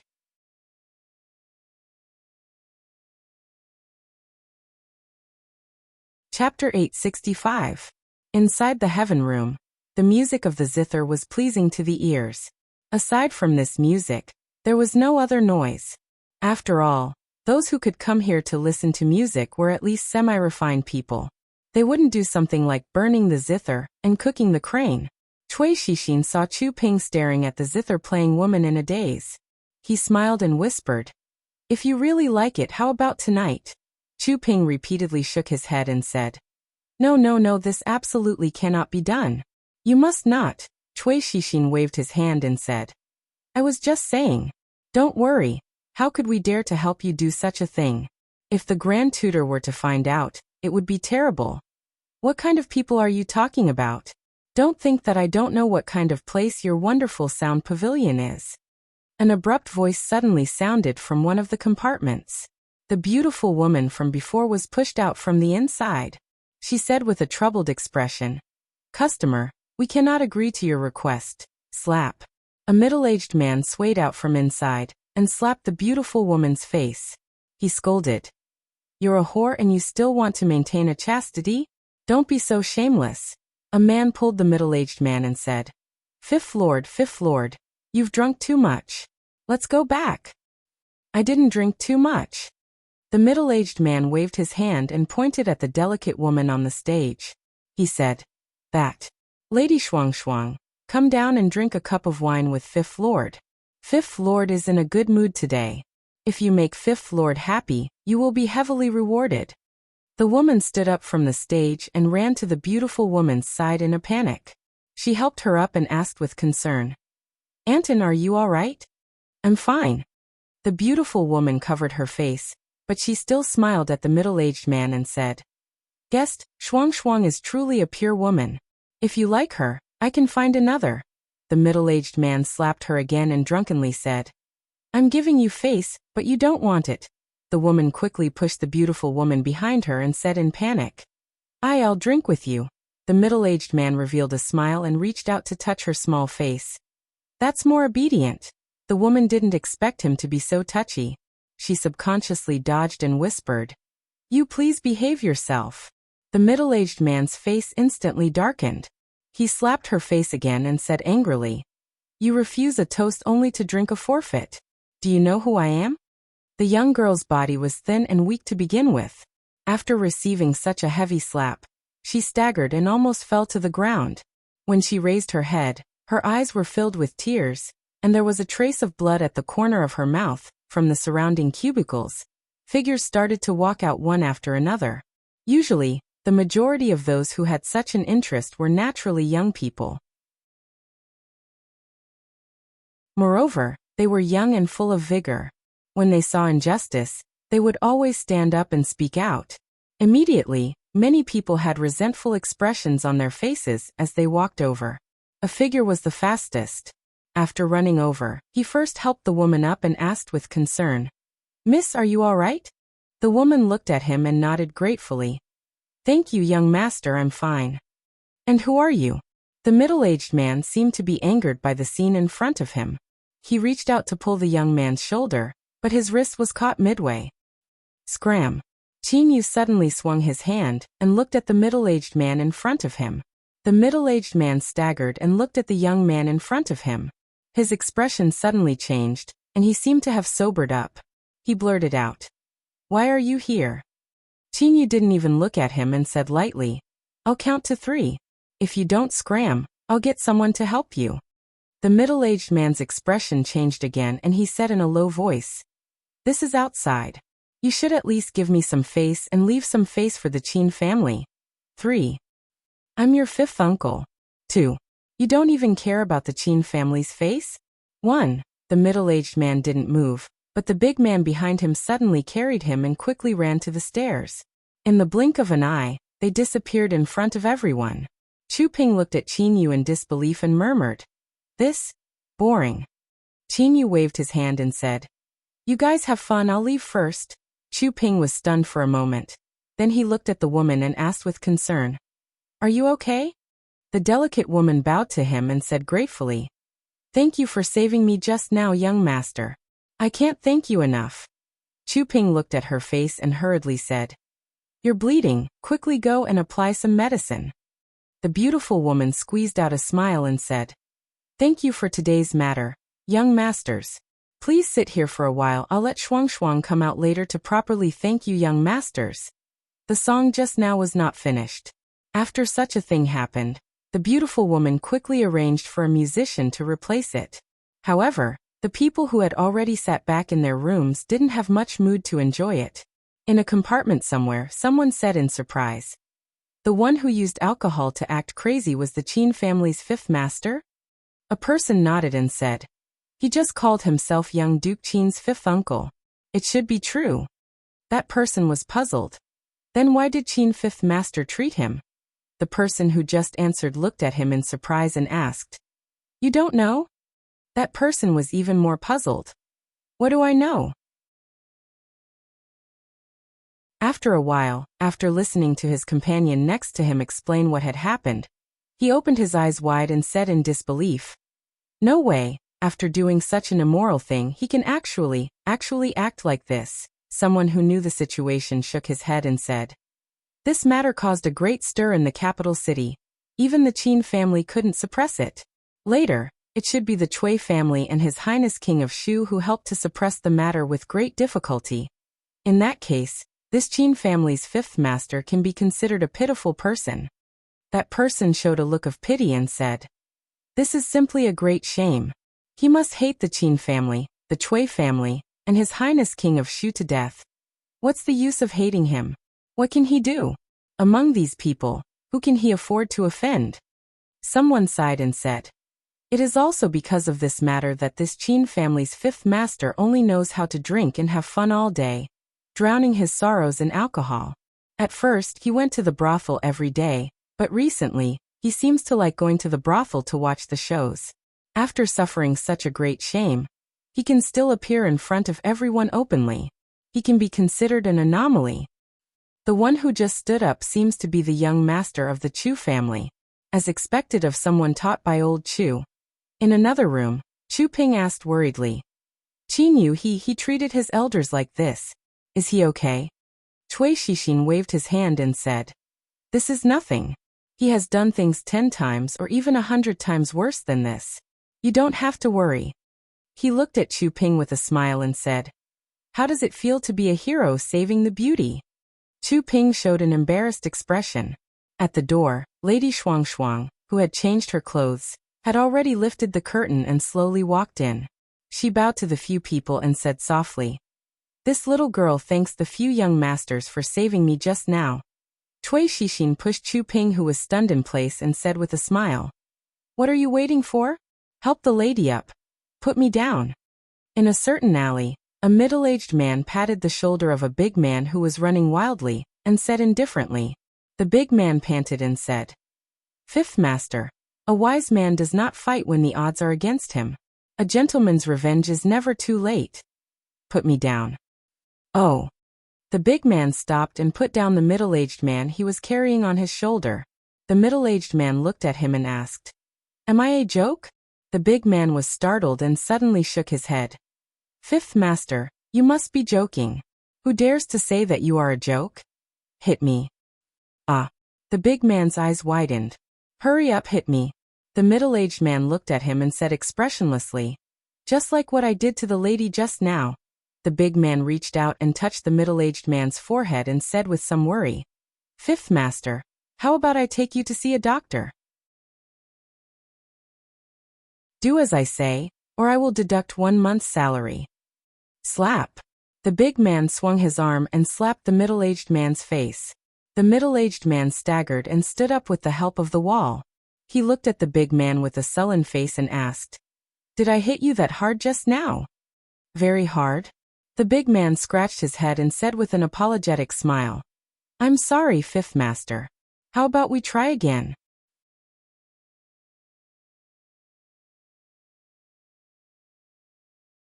Chapter 866. The period from the Spring Festival to the Lantern Festival was the busiest time of the year for the brothel. Li Yi sat in front of the window of the small building, writing the latest plays. The reason why the brothel could be so popular was because of the endless wonderful stories and the essence of the culture of the Huaxia people for thousands of years in his mind. Obviously, the old-fashioned scripts from the brothel could not meet the needs of the people. Wan Ruoqing pushed the door open and came in with a food box in her hand. She said softly, "I've been busy all morning. I cooked some porridge. Have some." "It's okay. Put it there. I'll eat it after I finish writing this part." Li raised his head and said, but his stomach was growling. He hadn't eaten anything since morning, so he was really hungry. However, there was not much left to write. He didn't want to be interrupted in the middle, which would be troublesome. Wan Ruoqing came over with the food box, took out the bowl of porridge, and sat beside him. She said, "Eat some first. The script is not urgent." Li didn't say anything this time. He picked up the spoon with one hand, and the other hand was not idle. He drank a mouthful of porridge, wrote a line of words, and then drank another mouthful. He was thinking about whether it was suitable to use a certain plot here. The spoon in his left hand gradually stopped in the air. Then, a soft hand took the spoon from his hand and brought the spoonful of porridge to his mouth. Wan Ruoqing smiled and said, "You can't do two things at once. Let me do it." Li Yi smiled awkwardly and said, I'm sorry. Only a hedonistic young master from a wealthy family could enjoy such treatment. It was too extravagant and depraved." In order to express his uneasiness and apology, Li Yi decided to write another 20% discount. Only then would he be able to gain some peace of mind. Li Yi swallowed the porridge she fed him and asked casually, "How are the children recently?" "These days, they are learning something from the old people in the brothel." Wan Ruoqing nodded and said, "It's not a good idea to keep doing cleaning work. Learn more, and you can support yourself in the future. It's up to them whether to stay in the brothel or choose other jobs." Li felt that this was a good idea.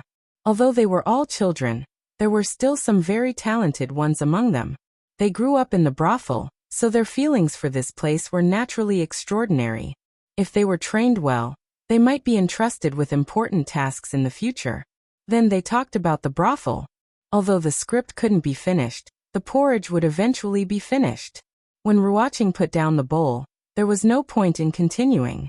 He stood up, stretched his body, and said, "Let's go for a walk." Wan Ruoqing nodded slightly. Even though there were many things to do in the brothel before the Lantern Festival, what could be better than two people walking together? Of course, Li knew that even if it was just the two of them walking together, she would be happy for the whole day. But he didn't know that as soon as he walked downstairs, he met someone he didn't want to meet now, especially at this time. The new capital governor, Lord Zeng, was dressed in casual clothes and didn't have any attendants around him. In the brothel where people came and went, it was easy to be lost in the crowd.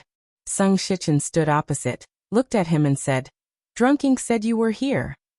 Of course, Drunk Ink knew that he was here. He came from Willow Lane. Li looked at him and asked tentatively, "What's the matter?" "What's the matter?" meant that if you have something to say it quickly or leave quickly. Didn't you see that I have important things to do here?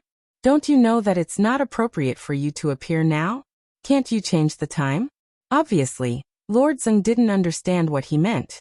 He said, "This is not the place to talk." Wan Ruoqing showed a slight smile on her face and said, "Lord, come in and talk." Li Yi shook his head and walked into the small building again. Sung Shichen picked up the teacup on the table and took a sip before saying, "I've already ordered people to renovate that house. Too much time has passed, and it can't be exactly the same as it was 10 years ago, but it should be 70 to 80% similar. Drunk Ink's birthday is in April, so time is tight." Li nodded and said, "A few days ago, Louis found some suspicious points in the files of the Ministry of Justice. However, it was a case from 13 years ago after all. It has been a long time, and the assistant minister of the Ministry of Revenue died on the way to exile. There are many clues that are hard to verify. However, this is not a difficult matter for him. He should be able to make it in time." Sung Shichen looked up at him and asked, "A few days ago, there were rumors about the eldest princess among the people. You should know who did it, right?" Li shook his head and said, "Summoning the king of Shu back to the capital to replace the eldest princess in governing the country. Naturally, it will be whoever benefits the most. Cui Qingze, the head of the Cui family, has fallen ill." Sung Shichen put down the teacup and said, "Now the head of the Cui family is the second son of the Cui family, Cui Qingming. This person is more difficult to deal with than Cui Qingze. He has always been ruthless and will do anything, even disregarding the consequences. You should be careful." He looked at Li Yi and said, "Don't think that the Cui family only has this little ability. This time, the crown prince has disbanded the imperial astronomer, and the Cui family's rumor campaign has also been stalled among the people. Although I don't know what you are thinking, I think you don't want the king of Shu to return to the capital and replace the eldest princess in governing the country. Not to mention other things, if Grand Tutor Chu takes the lead this time, it will not be so easy to solve this matter. Grand Tutor Chu will stand up for the Cui family." Li Yi actually had a good impression of this Grand Tutor Chu. The old man did not seem to be as pedantic as he imagined. And this time he did not stand with the Cui family to make things difficult.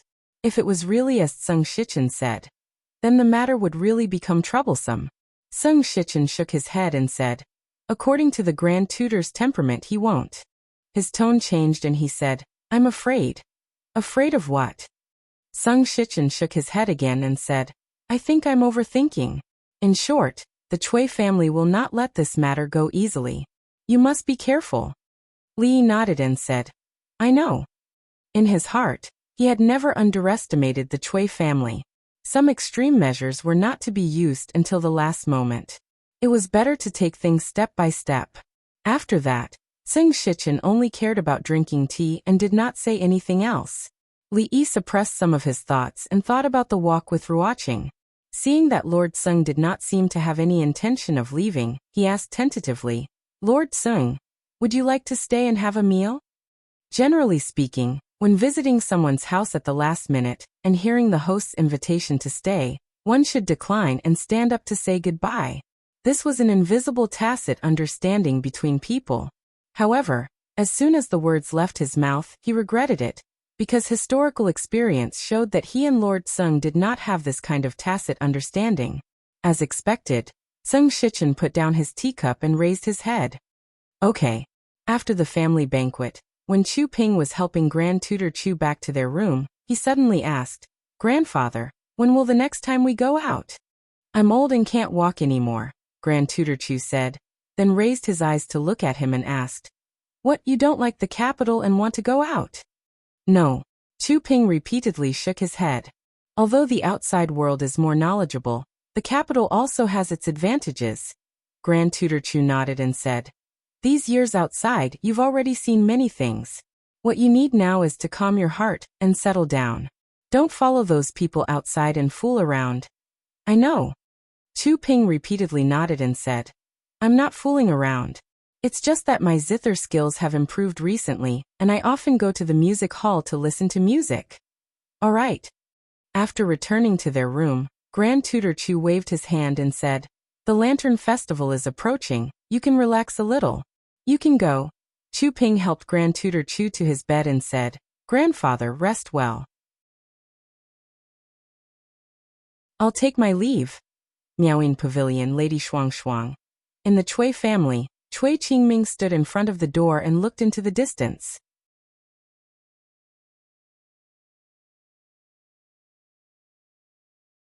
Chapter 867. Yes, father, Chu Ping is very interested in that Lady Shuang Shuang. Cui Xixin said, then shook his head and said, However, that Lady Shuang Shuang is different from those prostitutes. She has a clean background. It seems that she only has gratitude for Chu Ping, and has no ambiguous intentions. Clean background? Cui Qingming smiled somewhat mockingly and said, I've seen many clean girls. Where did you see so many clean girls? A voice suddenly sounded from the side. Cui Qingming turned around and said in surprise, Madam, how did you? The beautiful woman's face was cold and she asked, Tell me, where did you see them? Cui Qingming hemmed and hawed. This matter. Come in. The beautiful woman reached out and dragged him into the room, and the door was slammed shut. Cui Xixin stood at the door, shook his head, and retreated into the courtyard. After the time it took to drink a cup of tea, the door was pushed open again. Cui Qingming walked out of the room, straightened his clothes, and said, Today go and meet that Lady Shuang Shuang in secret. In this world, there is no such thing as a girl with a clean background. As long as you promise her benefits, there will always be a condition for her to give up her innocence. A trace of doubt appeared on Cui Xixin's face. Father, you mean? Cui Qingming whispered a few words, and Cui Xixin showed a look of understanding. He nodded and said, I understand. There are 2 more days to go to the Upper Yuan dynasty. Be careful, don't overreach yourself. Cui Qingming warned him again, then walked out of the courtyard and ordered a servant standing outside. Prepare the carriage, go to the capital governor's mansion. The Upper Yuan dynasty of your Jing kingdom is really lively. Even though she had already experienced the prosperity of the capital, the scene of the Upper Yuan dynasty still made Lin Wanru marvel. The crowded streets, the lanterns that could be seen everywhere, the acrobatic performances on the streets, the fireworks that bloomed in the night sky, and the delicacies that lined both sides of the streets. She had spent several times in the capital of Qi, but what she had seen and heard back then could not be compared to what she was seeing here. If they had not seen it with their own eyes, none of the people from the Qi kingdom would have believed that the Jing kingdom, which they had always regarded as their weak neighbor, had far surpassed them in some aspects. Rui tilted her head to look at her and said with a smile, If Sister Lin likes the capital, you can stay here for a few more days. The 2 girls in front were talking while Li Yi held on to Yong Ning, and the proud Loli's hands to prevent them from getting lost in the crowd. Although there were countless palace guards and experts from the Lu Alliance in the crowd, he still had to be prepared. He didn't bring the little fellow out today, so he didn't sleep for the whole day. According to his usual practice, he would sleep until tomorrow morning. Passing by a Tonghulu stall, Li Yi bought a few skewers of assorted Tonghulu, gave one each to Xiao Huan. Yong Ning and proud Lolita turned his head to look at Mississippi Lu, asked, Want one? Childish. Mississippi Lu glanced at him, expressed her disdain, and picked a bunch of grapes. There were not many opportunities for a family to come out together like this, especially when it was such a lively occasion. It only happened 3 or 4 times a year. Just as he told them to be careful when eating the candied hawthorn, and not to hurt themselves, an extremely rough voice came from behind. Get out of the way, get out of the way. The capital Yamen is arresting a criminal of the imperial court. Get out of the way, all of you get out of the way. Several constables in Yamen uniform rushed over from behind. Their movements were extremely rough, and many people were pushed down by them, but they could only curse their bad luck and didn't dare to show it. A man who looked like a constable was pressed down on his shoulder before he could push Lee. The constable frowned and scolded. Bastard, your eyes are on your buttocks. Can't you see that the constables are handling a case? Get out of the way. Can you bear the responsibility if you make a mistake? As soon as he finished speaking, he felt something hard pressed against his waist. Are your dog eyes blind? Then, a soft and feminine voice reached his ears. For them, working for the yamen, no matter if it was a man's or a woman's voice, they had nothing to fear. But this kind of voice that was neither male nor female was the most terrifying. If they heard this kind of voice on the street, it meant that there was some important person in the palace here. And no matter who it was in the palace, it was not someone they, including their prefectural magistrate, could afford to offend. The constable shivered and immediately said, Forgive me. We are only following the imperial edict to arrest a criminal of the imperial court. We didn't mean to alarm. The person in the dark did not speak again. The constable felt the hard thing on his waist disappear, and sighed in relief. When he raised his head again, there was only a vast stream of people. A person behind him asked, Boss, what do we do now? He pointed to another path with some annoyance and said, Go around there. A criminal of the imperial court? Li frowned. The flow of people in the capital during the night was the highest of the year, and it was also the time when trouble was most likely to occur. Sung Shichen was muddle-headed. He actually chose this time to arrest a criminal of the imperial court? However, with Rui and Mississippi Lu, as well as so many guards in the dark, there was no need to worry about the safety of the arrogant girl and the others. He was only puzzled for a moment before he was pulled to the side by the arrogant girl to look at a unique goldfish lantern.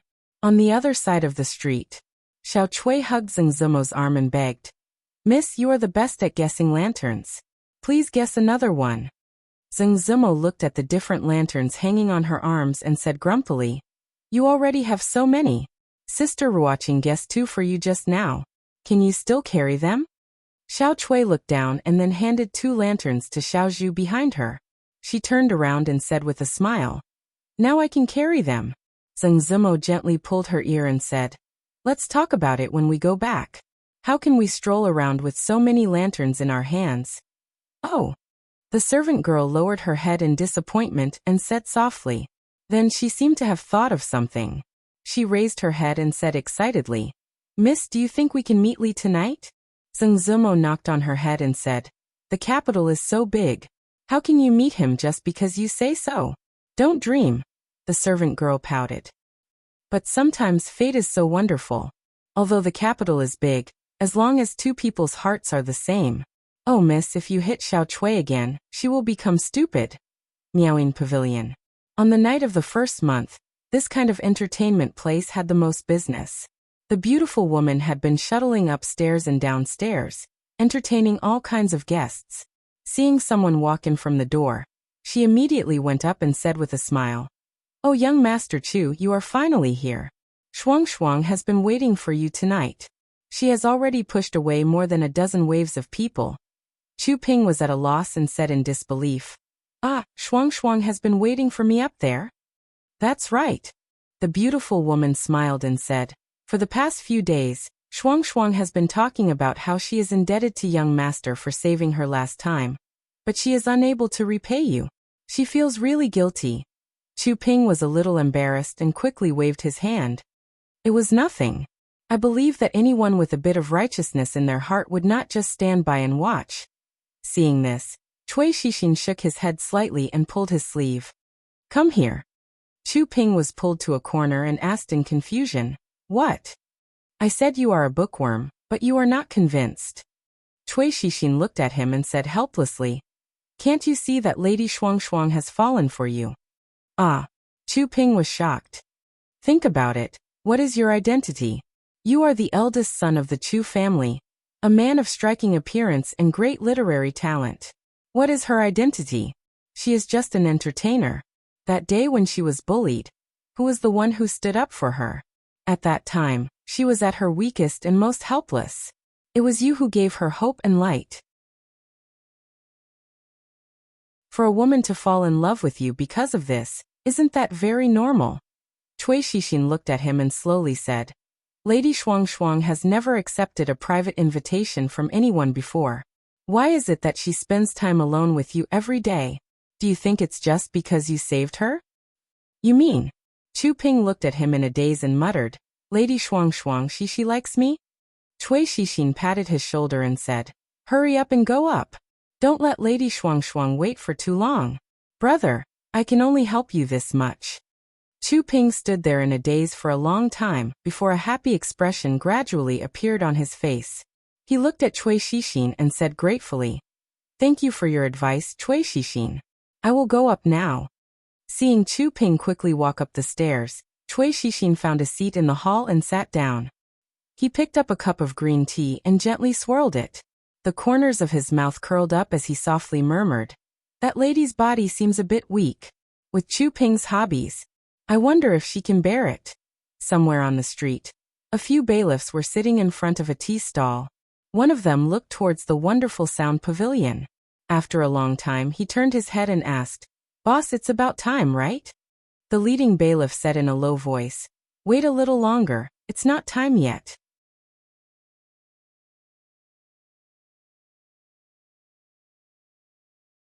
Chapter 868. The streets of the capital of Shangyuan were abnormally crowded. Although the surrounding guards had purposely created a relatively loose space in the middle, it was still very difficult to walk through. Yongning was too short, and could only see the backs of others. Li Yi simply carried her up. The proud Lolita was already very tall. She had always felt that she was no longer a child like Yongning, but at this moment, she was a little envious of her. The streets were mostly filled with lanterns and acrobatics. However, after watching too many of them, it became boring. The performances in the brothels were much more exciting. The group of people walked about half the street and entered a brothel. The brothel was still crowded, but it was orderly. Li Yi and the two young ladies followed behind them. It didn't matter which venue they entered. These performances in the brothel were nothing strange to him. However, this spacious hall seemed a little different. Looking over on one side, there were young scholars gathered in groups of 3 to 5, whispering to each other. On the other side, there were curtains. There were light voices coming from inside, and he could vaguely see the women behind the curtains. In between these young men and women, there was a long line of lanterns that separated them. On the other side, there were some young people holding lanterns and writing something on them. The proud Lolita asked doubtfully, Sir, what are you doing? Li Yi also didn't know who thought of this new way of playing. He waved to a worker in the brothel and asked, What are you doing? The worker only felt that the young man in front of him looked familiar. After recalling, he shivered and hurriedly said, Greetings, young master. I'll call the manager over immediately. Li Yi waved his hand and said, There's no need. I'm just taking a look. What are they doing over there? The worker immediately replied, Those people on the left are all famous scholars in the capital. They write poems on the lanterns and hang them there. If the ladies behind the curtains take a fancy to them, they will send a servant to tie a sachet on the lanterns. Li Yi finally understood that this was simply another form of matchmaking. Back in the day, he had experienced it himself.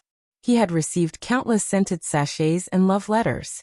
If he did not remember wrongly, it was from an open-minded lady who had even stuffed a warm doo-doo into his arms. No wonder some of the scholars were in high spirits, while others looked unhappy.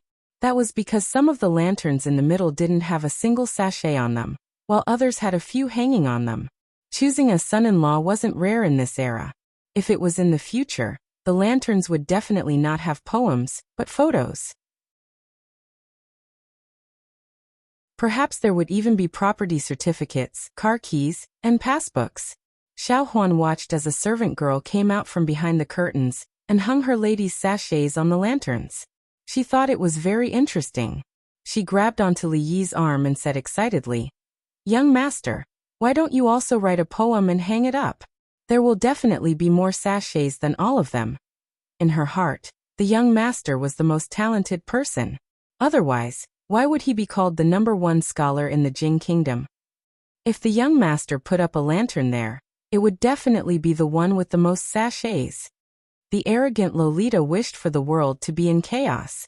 She added fuel to the fire and said, That's right. Mister, why don't you write a poem and beat them all? It's best if you don't even give them a sachet.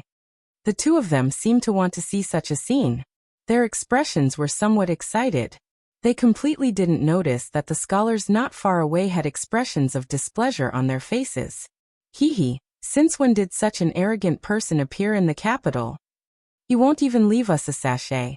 Who does he think he is? The #1 scholar in the Jing Kingdom? Even the #1 scholar wouldn't dare to say such arrogant words. Some of the scholars not far away were feeling depressed. When they heard the words of the two young ladies, they felt ashamed and angry. However, they didn't want to argue with them. In a split second, the gazes on Li Yi increased. Li Yi knocked on the heads of the two of them and said, "Write whatever you want to write. Writing a poem also requires inspiration. It's not something that can be written just because you want to. There's nothing to see here, let's go." Rui and Lin Wanru went to the venue next door. There weren't any performances there, but there was an exhibition of women's clothing. It was the most popular style of women's clothing in the capital this year. Li Yi originally wanted to follow them, but the arrogant Lolita and Xiao Huan insisted on seeing who had the most sachets in the end. He could only accompany them there. What Xiao Huan wanted to see the most was the young master's poem. She rolled her eyes and walked over. She whispered, "Young master, you've written poems for Xiao Huan for Miss and for Miss Sung. You've written many poems for second Miss." Li looked at Mississippi Lu. Mississippi Lu also looked over. "Forget it." Li shook his head and said, "Other people's lanterns and sachets have other meanings. It's better if we don't disturb them." Mississippi Lu turned her head expressionlessly. In front of her, someone walked over. It was a scholar dressed in a scholarly robe. He looked rather refined. In his hand, he held a lantern that was obviously inscribed with words. He smiled and said, "Sorry to disturb you. I hope you don't take offense. It's just that when I saw you from afar, I was amazed and admired you. Suddenly, I was struck by inspiration and came up with a poem. This poem originated from you, so I wanted to give it to you." After this young scholar walked out from the crowd, a sigh came from behind the curtains. This young Master Zhou's literary talent was brilliant. He was very famous among the scholars in the capital. He was also a new imperial examination scholar. He was the best candidate for a son-in-law. There were already many people who had their eyes on him. But today, young Master Zhou actually gave the lantern with his poem inscribed on it to the young lady. This was the most direct expression of his feelings. What gift? Before Mississippi Lu could speak, Li walked straight in front of her. He said to young Master Zhou, "You're willing to give it to her, but others aren't willing to accept it."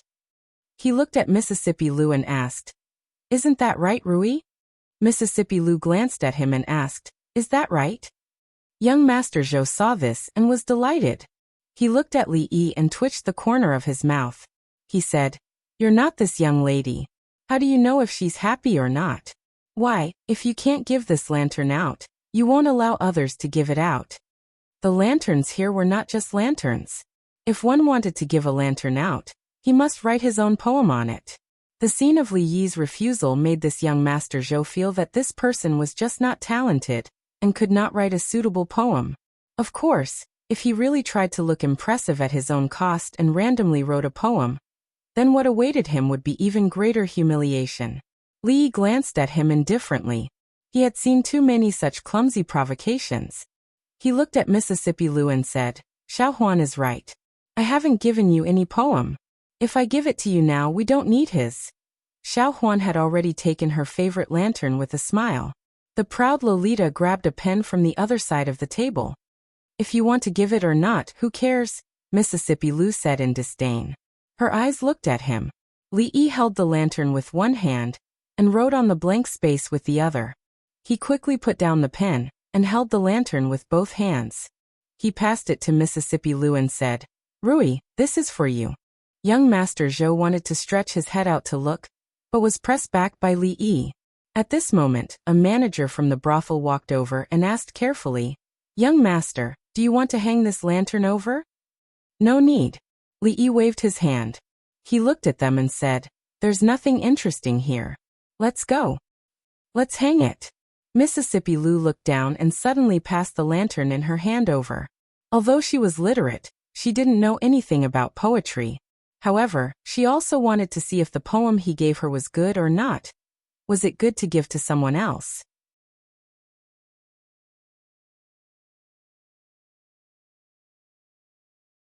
Chapter 869. Let's not hang it up. Lee looked at Mississippi Lou and said hesitantly. The manager had already explained the rules to him in detail. Once the lanterns were hung up, it meant that they had agreed to the rules. It was fine if there were no scented sachets, but if there was a lady who hung up her own scented sachet, the two of them would have to have dinner together. If there were more than one scented sachet, they would have to choose one. His house was already in a mess, and there were many unresolved issues. There was no point in flirting with other ladies. Mississippi Lou looked at him and shook her head. It's all right. I have nothing better to do, so I'll just take a look. Before young Master Zhou could see what was written on the lantern, the manager of the brothel had already hung it up. He waved his hand to summon another waiter, and handed over the lantern in his hand, saying, "Hang this up as well." Then he looked at Li Yi. It was obvious that he wanted to compete with Li Yi. Someone copied the poems on the two lanterns and sent them to the curtains. As for the candidates, according to the rules, their poems would not be revealed before the final result was revealed. What a mystery. I want to see how many scented sachets he can get. Even though I don't like Zhou, but he's just a nobody. He's overestimating himself. Every poem was recorded and sent into the curtains. Those who had yet to receive a scented sachet had already lost their chance. Those who had already received scented sachets, no matter how many of them there were, would not be embarrassed tonight. They were all waiting to watch the show. Of course, compared to this arrogant person who popped in halfway, they were still biased towards young Master Zhou from the bottom of their hearts. With the curtains blocking their view, they could only see the gist of it. However, they noticed that after the two poems were sent into the curtains, there was a commotion inside. Someone turned to look at young Master Zhou and clasped his hands, saying, "Looks like Brother Zhou really got a good piece of work today. It was just luck." Young Master Zhou was confident in his poems, but he still replied humbly. His actions allowed the crowd to understand that the man surnamed Zhou was truly going to shine brightly today. Very quickly, someone walked out from behind the curtains. It was a maid with a bun on her head. "That's from the Su family?" Someone recognized him at a glance. Another person said with a smile, "Miss Su has admired Brother Zhou for a long time. I'm afraid she's waiting for you to hang up her lamp today. That is because Miss Su thinks highly of me." Young Master Zhou smiled lightly and said, "Miss Su is extremely talented. Actually, I also have some admiration for Miss Su." As soon as he finished speaking, a maidservant with her hair combed into a bun hung a fragrant sachet under a goldfish lantern. "Sir, there's one." The Tsundere Lolita shouted excitedly. She had just bought this goldfish with her husband. Mississippi Lou looked at him, and then looked away. Young Master Zhou's expression was a little awkward. He coughed twice and covered it up very well. He said, "Hee, it seems that I have underestimated the people of the world." Someone comforted him. "Sigh, Brother Zhou, don't be discouraged. It's only one. Didn't Miss Su also fall in love with you? Look, isn't that girl from the Su family coming out? Miss Su is talented and beautiful. We also had a deep conversation." Young Master Zhou looked at the maidservant in emerald green clothes hanging the fragrant sachet under the goldfish and murmured, Deep conversation. 2-2. The Tsundere Lolita and Xiaohuan hugged each other and shouted. What kind of poem did he write?" Someone was stunned for a moment before revealing an extremely curious expression on his face. "That Brother Zhou, perhaps, these 2 times were just accidents. Someone stared at the curtain and said, "Look, another person came out." She walked to the side. She didn't choose that goldfish. That's strange. Why isn't she holding the fragrant sachet in her hands? Everyone's eyes widened as they watched a maidservant walk out from the curtain empty-handed. She walked past that goldfish, walked past young Master Zhou's lantern, and came to the front of a lotus lantern. "It's Brother Fong. Congratulations, Brother Fong." Although this lotus lantern had been displayed long ago, It was a little strange to hang the fragrant sachet only now. However, as long as it wasn't that weird goldfish, it was fine. Everyone cupped their hands towards a young man in the crowd. That young man smiled and cupped his hands in return. "Thank you for letting me win." After a round of congratulations, they saw that the maiden walked to the front of the lotus lantern and took down the fragrant sachet under the lantern. Then, she took 2 steps back and hung the fragrant sachet under the goldfish again. This works too? How can this be?" That young man with the surname Fang's expression froze. Looking at the lotus lantern that once again became empty, his expression gradually became sluggish. As for that young Master Zhou, he stood on the spot in a daze. The expression on his face was already indescribable. More and more people walked out from behind the curtain. Very quickly, the area below the goldfish was filled with fragrant sachets. Although not everyone hung the fragrant sachet under the goldfish, compared to the surrounding people, there was no need to compare. Those maidservants were afraid that they would fall behind. They huddled and shoved each other. The situation was starting to get out of control. It was to the extent that even the curtain had been lifted a little, and countless gazes were focused in a certain direction. At the same time, whispers could be heard from behind the curtain. "It's that young master. That young master is even more handsome than young Master Zhou. His poetry is also well written. Why haven't I seen it before? I wonder who he will choose today." Li Yi only glanced in a certain direction and felt as though he was standing naked outside. When Mississippi Lu looked over, Li Yi said innocently, "I already said that I'm not pretending this time, but you just wouldn't listen." As he spoke, he grabbed the excited Sundara Lolita and Yong Ning and quickly walked out. Seeing him leave as though he was escaping, Mississippi Lu looked at the crowd not far away and a smile appeared on her lips. It seemed like he really wasn't being perfunctory. More than 10 scholars surrounded an old man and urged, "Duke Song, what kind of poem did he write? Can you please evaluate it?" The area around the lantern was completely surrounded. The only piece of paper with the poem was in the hands of this old man. The old man who was addressed as Duke Song stroked his beard and looked at the piece of paper in his hands. After looking at it for a long time, he mumbled, "I can't evaluate it. I can't evaluate it. If I do, it would be superfluous." He looked outside the door and sighed. He is indeed the #1 scholar of the Jing Kingdom. He lives up to his reputation. What? The #1 scholar of the Jing Kingdom? He is Li Yi? While the crowd was stunned, young Master Zhou's face was already flushed red. Not far away, there were exclamations. "Where's the lantern? That lantern is gone. It was here just now.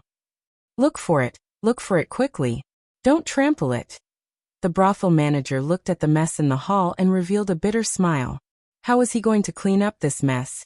Outside the door, Li Yi saw Mississippi Lu walking out with the lantern. He looked at her and asked, "How is it?" "It's all right." Mississippi Lu looked at him and asked, "I've been searching for her in the crowd for thousands of times. But when I look back, she's still there, in the dim light. What does this mean? Who are you looking for?" "I'm not looking for anyone." Li Yi shook his head and pointed at the flickering lights in front of him. He said, "I wrote it blindly. Look, the lights are waning like a dream. The person you like walks out from the flickering lights, and the two of them stare at each other in a daze. What a beautiful scene." Mississippi Lu's gaze followed the direction of his finger. A few figures walked out from the dim light. Xiao Chui looked at the familiar figure in front of her. After a moment of shock, she waved her arms excitedly and shouted, "Lily, we're here."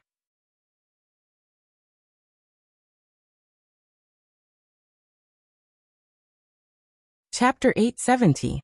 Xiao Chui waved her hand and turned to look at Zheng Zimo.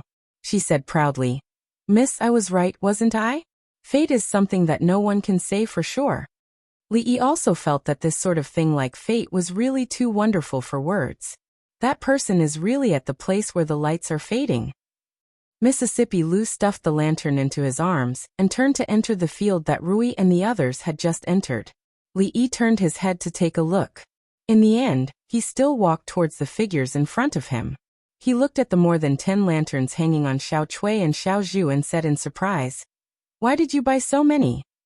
Xiao Chui shook her head and said proudly, I didn't buy them. They were all won by Miss and Sister Ruoching. Xiao Huan followed behind Li Yi and looked around. She suddenly didn't know what to do. Yongning ran in Zheng Zimo's direction excitedly. Apart from her brother and sister Bingning, she liked Sister Zimo the most. Goddess Luo Shui looked at him and asked in confusion, "Is it just you guys?" As soon as she said that, Rui and Lin Wanru had already walked out from the field on the side. Although Mississippi Lu also walked out, she stood far away. Goddess Luo Shui ignored him and quickly walked over. She bowed to Rui and said in a low voice, "Greetings, sister. We are a family. There is no need to be so formal." Rui smiled and took her hand. "I saw a few clothes inside just now. They are very suitable for you. Let's go in and have a look." Zheng Zimo nodded and said, "I will listen to you." The two went in hand. Yongning also went in holding Zheng Zimo's hand. Xiao Huan and Xiao Chui followed closely behind. Ruoching glanced at him, smiled, and went in as well. In an instant on the street, there was only him and Lolita left.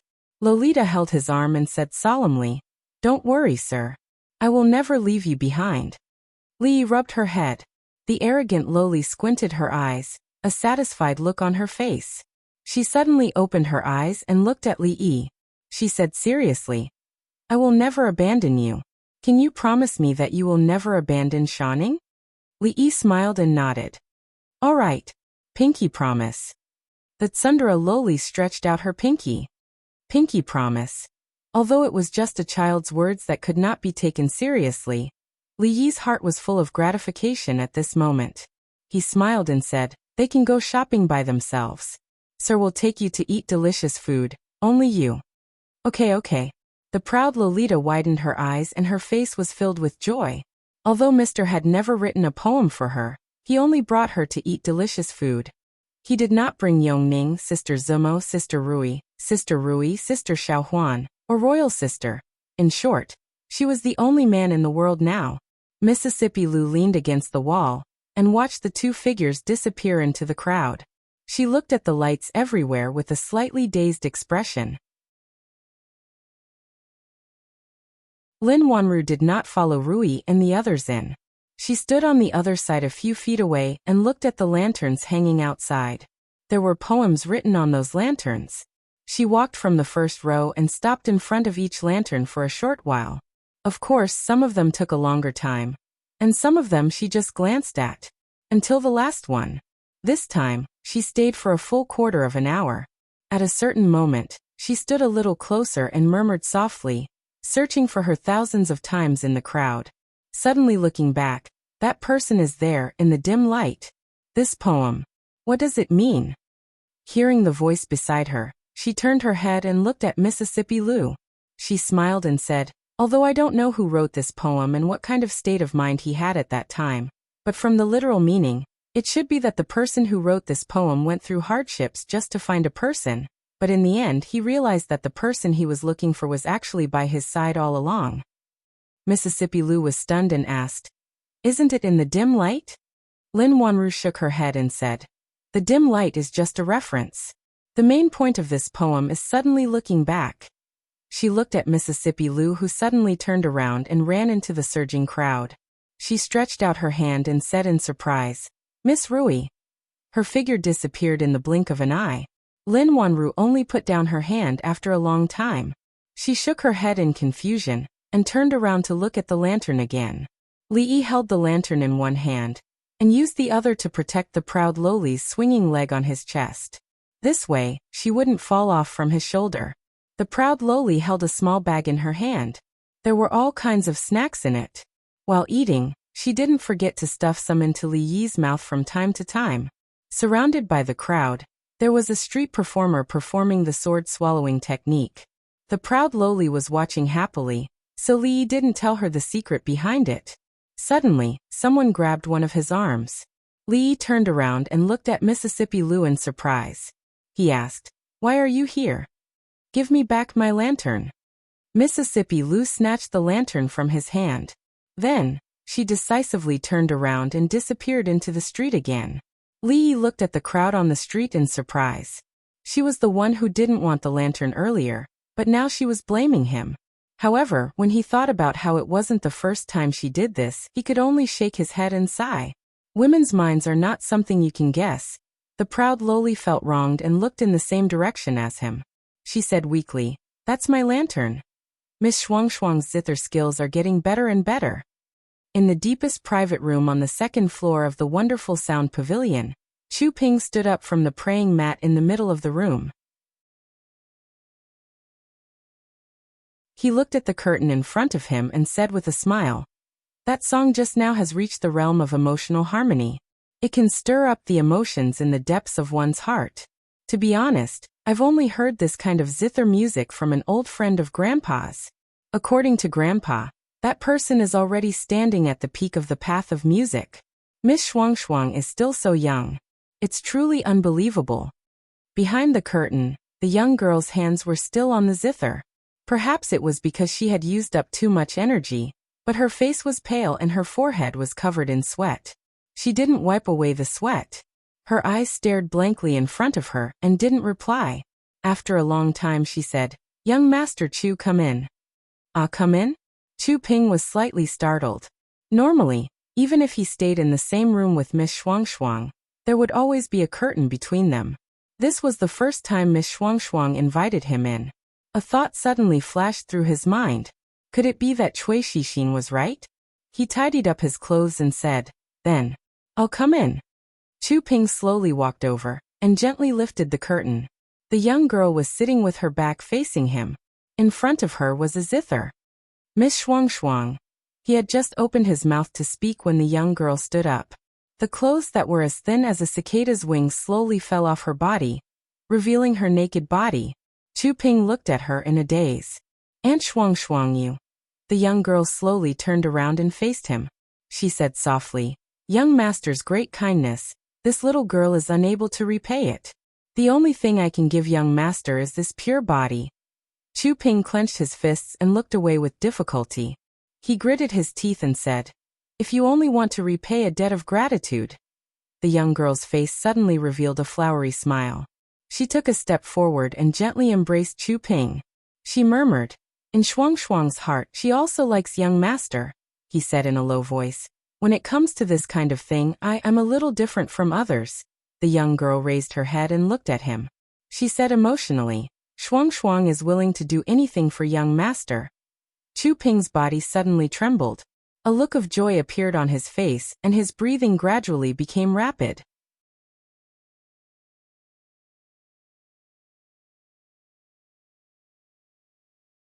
Chapter 871. The Wonderful Sound Pavilion. Cui Shixin raised his head to look upstairs. He didn't know when, but one of the doors upstairs had opened a crack. He drank the tea that had already turned cold in one gulp, and raised his head to look upstairs. He paced around the room a few times before impatiently walking to the door. Then he walked back inside. In front of a tea stall on the street. "Boss, I see it. Let's go." After a short exchange, a few bailiffs quickly stood up and pushed through the crowd. They loudly said, "We are here to arrest a criminal of the imperial court. Unauthorized personnel, get out of the way." The crowd moved aside, and the few of them arrived at the entrance of the wonderful sound pavilion. The leading bailiff waved his hand and said, "Go in and search." They were enjoying the music when suddenly, a bailiff barged in. The guests in the pavilion were startled, and the musician stopped playing. When the beautiful woman saw the bailiff barge in, she hurriedly ran over and said in a panic, "Sir Bailiff, what's going on? We've always been doing proper business here." As she spoke, she stuffed an ingot of silver into the bailiff's hand. However, this tactic, which had always been successful, was useless at this moment. The constable raised his hand and pushed her away, coldly saying, "We are under orders to capture the imperial court's criminal. Someone told us that the criminal is being sheltered here. As for whether you are doing proper business here, we will know after a quick search." The beautiful woman was about to speak, but she was interrupted. "Stop talking nonsense." The leading bailiff glanced at her and said to the people behind him, "Search." The guests in the main hall were terrified and wanted to leave, but the main door was already blocked by the bailiffs. Naturally, they didn't dare to rush out and could only stand where they were, anxiously watching as the bailiffs went upstairs, kicked down the door, and searched. They just didn't know how many of the people inside would be so frightened that they would be permanently ill for the rest of their lives. Cui Shixin poured himself a cup of hot tea, raised his head to look upstairs, and continued to drink his tea. For the past few decades, the Chu family had been like a holy land in the hearts of the scholars of the Jing kingdom. Grand Tutor Chu had students all over the world, and had taught 2 emperors. In the current imperial court, including the left and right ministers, countless ministers had to respectfully address him as Old Man Chu.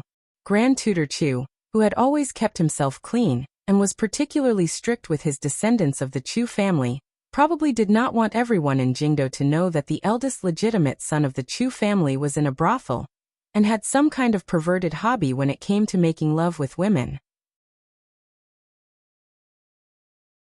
Fortunately, the bailiffs who were searching for the imperial court's criminal were from the capital governor's manor, so the Cui family was able to exert some influence.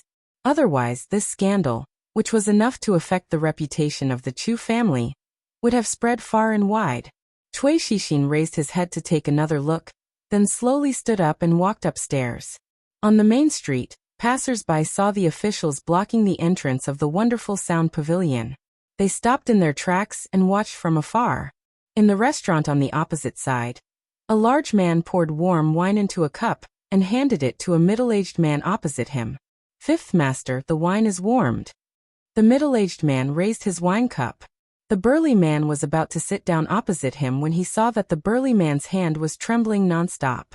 The wine in the cup spilled all over his sleeves, but he didn't seem to care at all. He raised his hand and brought the wine cup to his lips.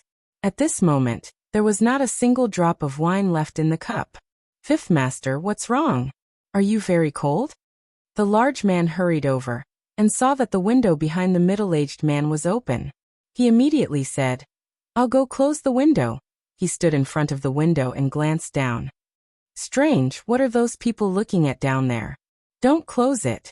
At this moment, the middle-aged man's gloomy voice seemed to come from his throat. "But if you don't close it, the wind outside will blow in." I said, "Don't close it." Okay, if you don't close it, then don't close it." The large man helplessly shook his head. He waved at the waiter beside him and said, "Bring a heater over, hurry."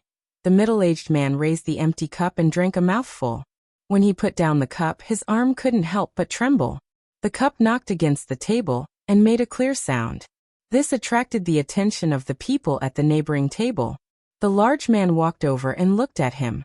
He asked in fear, Fifth master, are you sick?" "I'm fine." The middle-aged man didn't raise his hand. He said in a deep voice, "Pour the wine." "But, pour the wine." The large man could only obey. He watched as the cup of wine was brought to his mouth. There was not a single drop left, but he still pretended to drink heartily. He shook his head and filled the empty cup again. "I've been ordered to search for the imperial court's criminal. Don't touch the people inside." One of the constables kicked open the door and saw 2 naked worms on the bed in the room. He shouted loudly. The man and woman on the bed had long been scared silly. 2 bailiffs had already rushed in and roughly swept their eyes over them. Their gazes fiercely landed on the woman's body a few times, then looked at the man. They waved their hands with some disdain and said, "It's all right, you guys can continue." After walking out of the room, they looked at each other and walked straight to the innermost room. "I've been ordered to search for the imperial court's criminal. Don't touch the people inside." The leading bailiff kicked the door open. The other 2 bailiffs immediately rushed in and rushed to the bed behind the curtain. Behind the curtain, the man's heavy breathing suddenly stopped and turned into panic. Who are you people?" The leading bailiff looked at the man on the bed and was stunned for a moment. He immediately cupped his fists and said, My apologies. I didn't know young Master Chu was here and disturbed you. Please forgive us. We will leave immediately. He looked at the bed. Chu Ping's hand was still on the woman's neck. The woman's exposed body was also covered in green whip marks and candle tears. The constable sucked in a breath of cold air and looked at Chu Ping. He cupped his fists again and said, "This? Young Master Chu's preferences are really unique. Young Master Chu, don't worry. We didn't hear or see anything tonight. Please continue, he waved at the two people in the room and said. What are you waiting for? Hurry up and leave. When they reached the door, a figure came in from outside. Cui Shixin looked at them and his face darkened. He said angrily, Who let you in? The bailiff smiled apologetically. Before he could say what he had rehearsed beforehand, he suddenly heard a terrified voice from the bedside. Chu Ping fell from the bed. His face was pale and bloodless. He murmured, This can't be real. This can't be real. Shuang shuang, shuang shuang, wake up. I didn't use any force just now. I really didn't use any force just now. The bailiff looked at this scene in astonishment. Before he could ask, one of the bailiffs looked at the naked woman lying on the bed. He slowly extended his hand and put it in front of her nose. He then turned his head and said in disbelief, Dead. What? Cui Yanxin and the bailiff's expressions changed at the same time. In the restaurant, the burly man looked at the middle-aged man whose clothes were mostly wet. He shook the empty wine flask and said, Fifth Lord, there's no more wine. Let's go back. The middle-aged man picked up the remaining wine in his cup and slowly spilled it on the floor. He supported himself on the table and stood up with some difficulty. He said in a hoarse voice, Let's go back. That person is the Qin clan's fifth lord? Based on the way that man addressed him, it should be him. I heard that when this Qin clan's fifth lord was young, he was a famous person in the capital. However, because the Qin clan had Qin Yan, he usually kept a low profile. How did he become like this now? You don't know. AI, this matter is also a sin. Downstairs, the burly man walked out of the restaurant with the middle-aged man on his back. He looked at the crowd and asked, Fifth Lord, do you want to stay and watch the show? A light cough came from behind him, followed by a hoarse voice, Let's go back. You really don't want to watch? The burly man asked doubtfully. Let's go back. All right, let's go back. The burly man shook his head and sighed. He carried the middle-aged man on his back and disappeared into the crowd.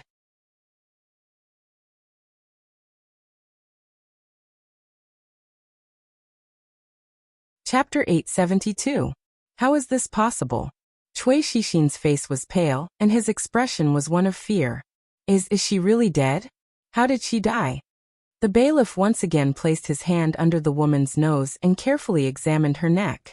With great difficulty he said, She was strangled to death by young Master Chu. Chu Ping sluggishly sat on the ground and continued to mutter to himself. It wasn't me. I told you that if she couldn't take it anymore, she could just pat the bed and I would stop. Chu Ping, quickly, put on your clothes and come with us. Cui Shixin finally came back to his senses.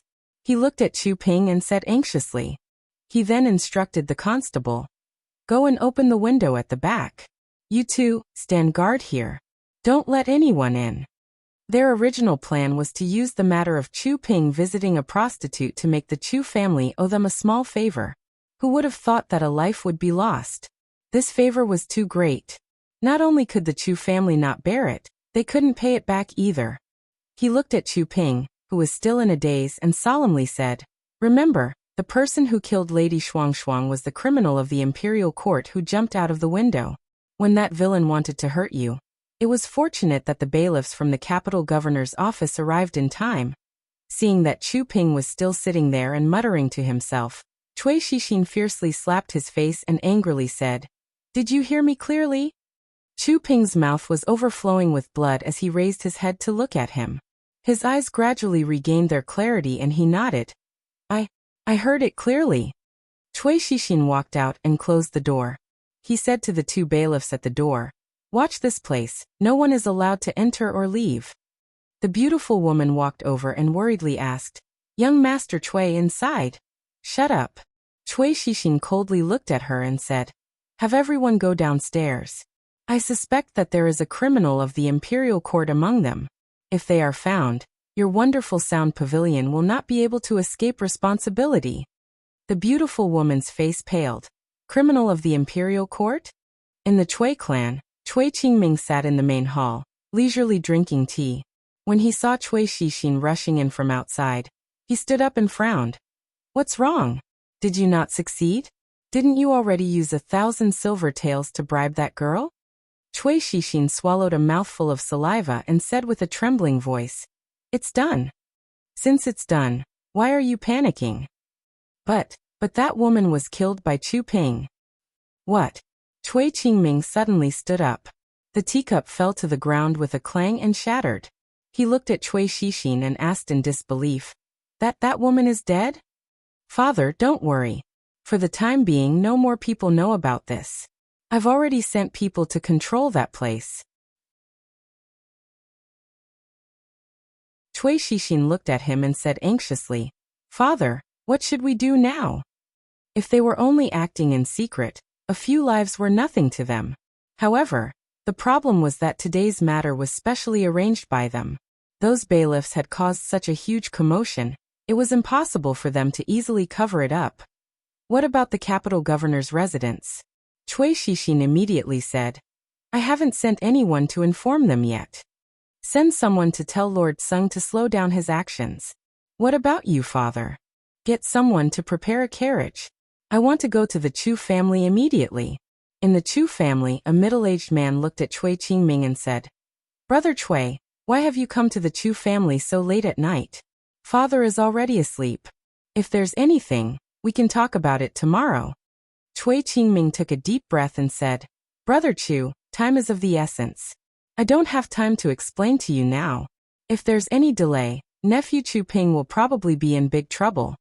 Upon hearing his son's name, the middle-aged man immediately asked, "What big trouble?"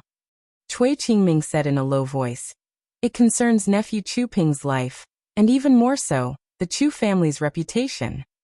The middle-aged man's expression changed drastically. He immediately said, "Brother Cui, please sit here for a moment. I'll immediately invite father over." Cui Qingming didn't sit for long before he saw Grand Tutor Chu draped in a thick cloak and supported by someone. He hurriedly got up and said respectfully, "Greetings, Lord Grand Tutor." The old man waved his hand and asked, "Just what happened? Speak." Cui Qingming hesitated for a moment, then said, "Tonight, Shi Xian and nephew Chu Ping went to the Fine Sound Pavilion to listen to music. A woman in the pavilion revealed her feelings to Chu Ping. It's hard for young people to be a little impatient. Coincidentally, the constables of the capital governor's residence were searching for a criminal of the imperial court, and they accidentally ran into the two of them having sex." The middle-aged man's expression relaxed slightly. If it was just this, it wouldn't be too serious. It was just a normal affair between a man and a woman, and it didn't count as visiting prostitutes. Even if it did, although it would damage the Chu family's reputation, it wouldn't be so serious that it would endanger their lives. The old man looked at him with a sharp gaze. "You came here so late at night for this?" Cui Qingming lowered his head and said in a low voice, "When the constables of the capital governor's residence went in, that woman was dead."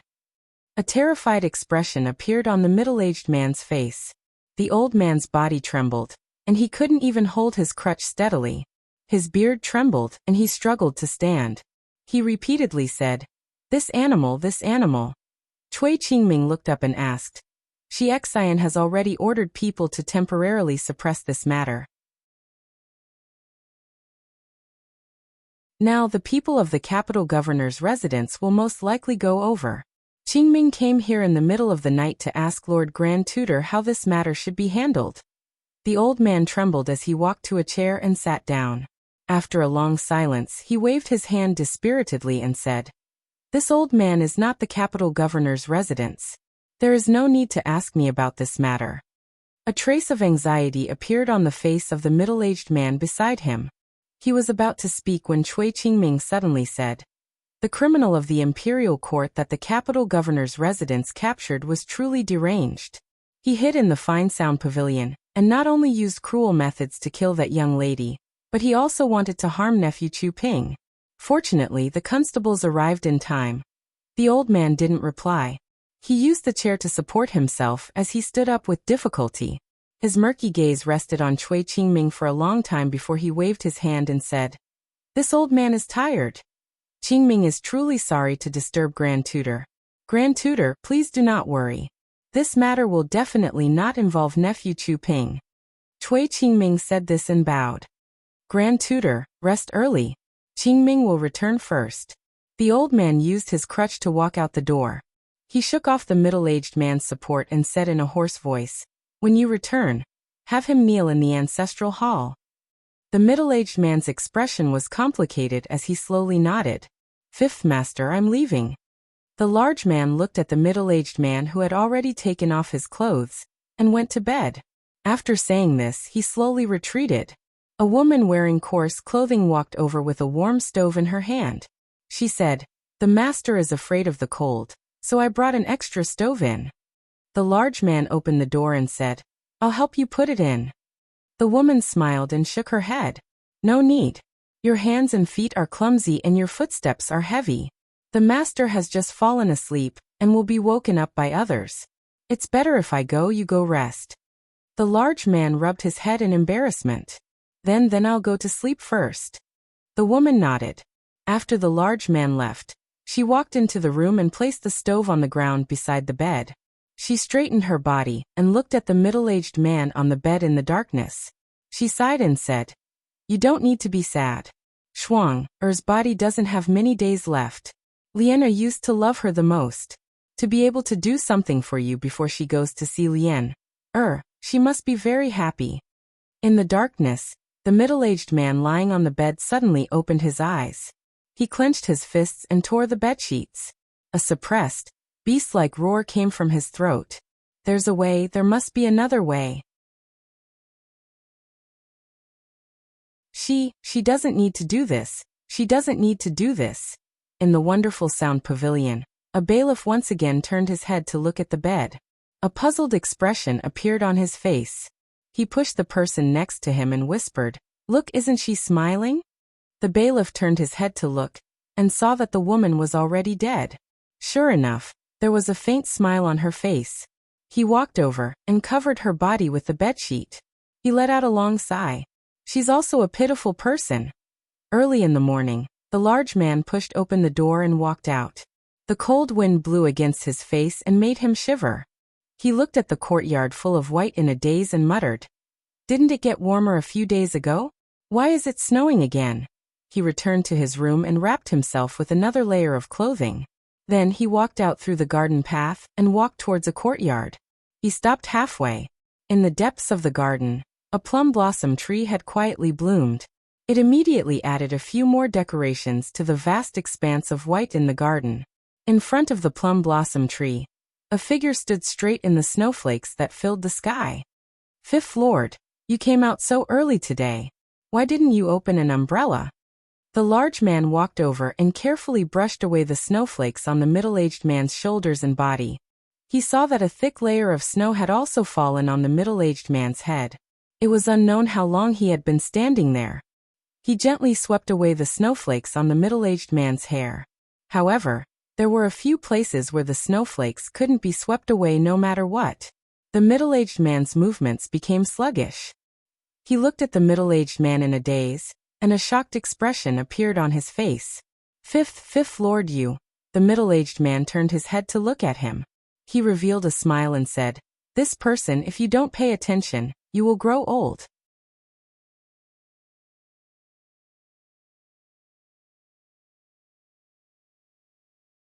Chapter 873.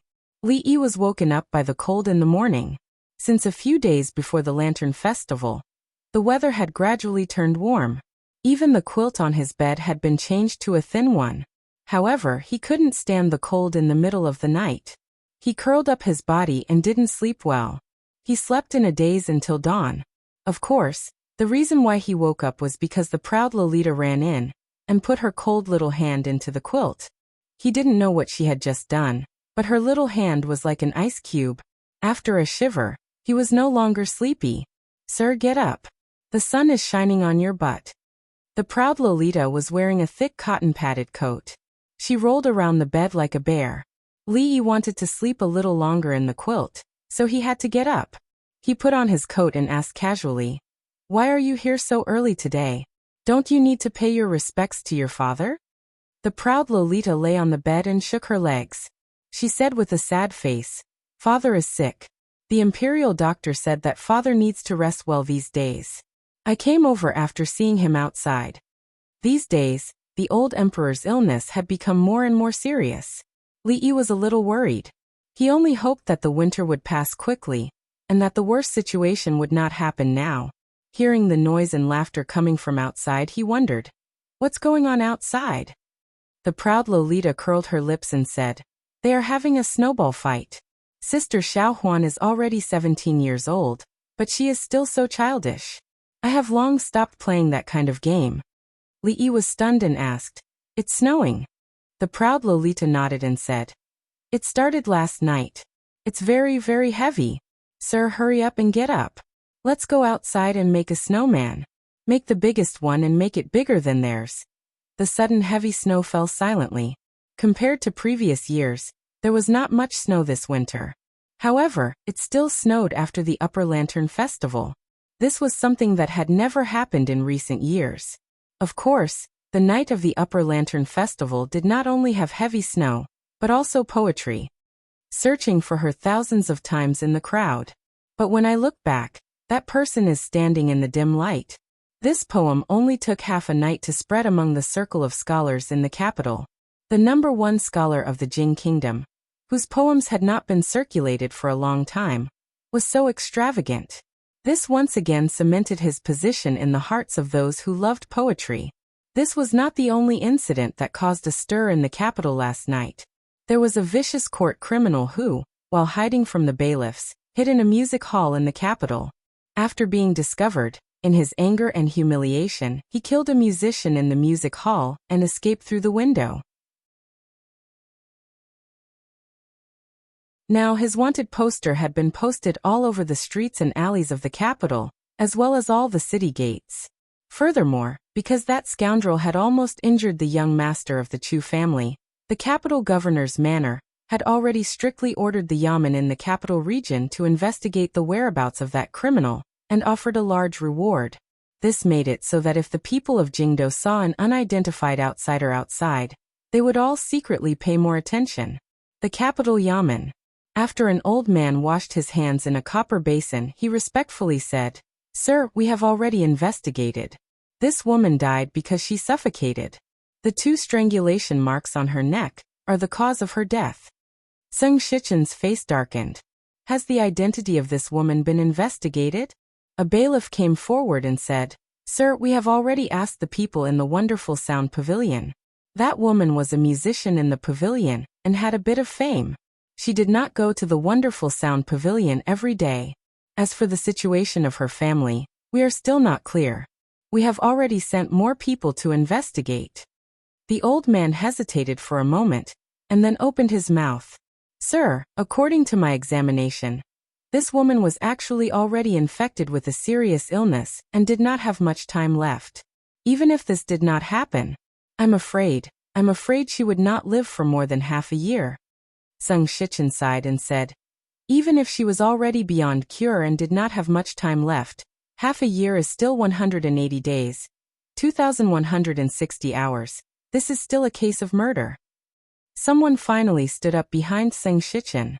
Cui Qingming looked at the few people in the hall and said, "You may leave first." When the coroner and the bailiffs heard this, they immediately bowed and retreated. Cui Qingming looked at Sung Shichen and said slowly, "This matter involves the Chu family. The royal tutor has already tacitly agreed to it, so there is no need to complicate matters. Furthermore, that woman does not have much time left. Sir Tseng should know what to do, right?" "Of course I know the severity of the matter." Sung Shichen waved his hand. "I will order people to quickly search for that criminal. Don't worry."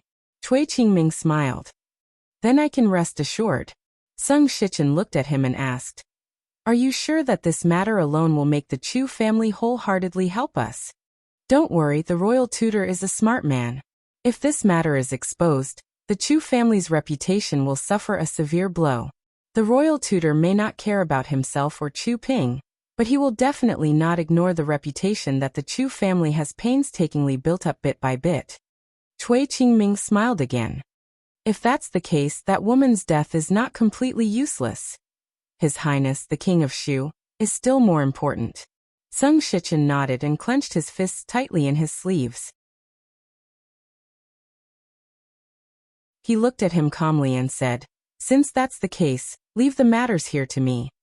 I believe in Sung." Cui Qingming cupped his hands at him and said, "I have to personally give a reply to the Chu family. I will take my leave first. Take care." After sending off Cui Qingming, Chen Chong, who had been drinking tea to the side, stood up and said, "If this is all we have, we won't be able to touch the Chu family." Sung Shichen shook his head. "It's not that we can't touch them, but that the time is not right." "The time is not right?" Chen Chong was taken aback. Then he looked at him and narrowed his eyes. "Do you know what you will do when the time comes? You must give up something to gain." Sung Shichen looked at him and slowly said, "If you want to obtain something, you must first give up something. Be ****. You be ****. My Chu family has been of noble character and unquestionable integrity for generations. How did we produce a be **** like you?" Chu Ping knelt on the ground. In front of him were the memorial tablets of the Chu family's ancestors. Grand Tutor Chu raised the cane in his hand and struck it repeatedly on his back. The clothes on his back were already in tatters, and his back was a bloody mess. Grand Tutor Chu's breathing was ragged. A middle-aged man hurriedly patted him on the back and said, "Father, father, don't be agitated." Grand Tutor Chu shook off his hand and looked at him.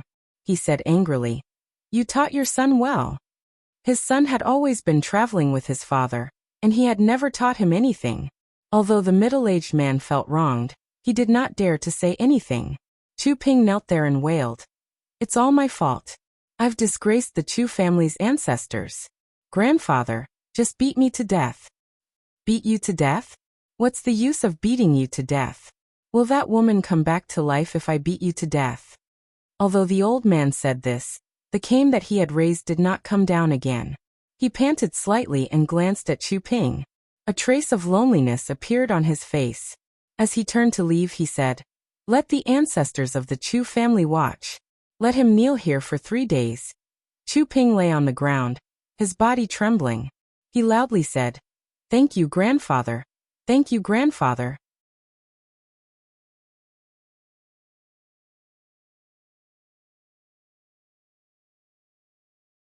Chapter 874.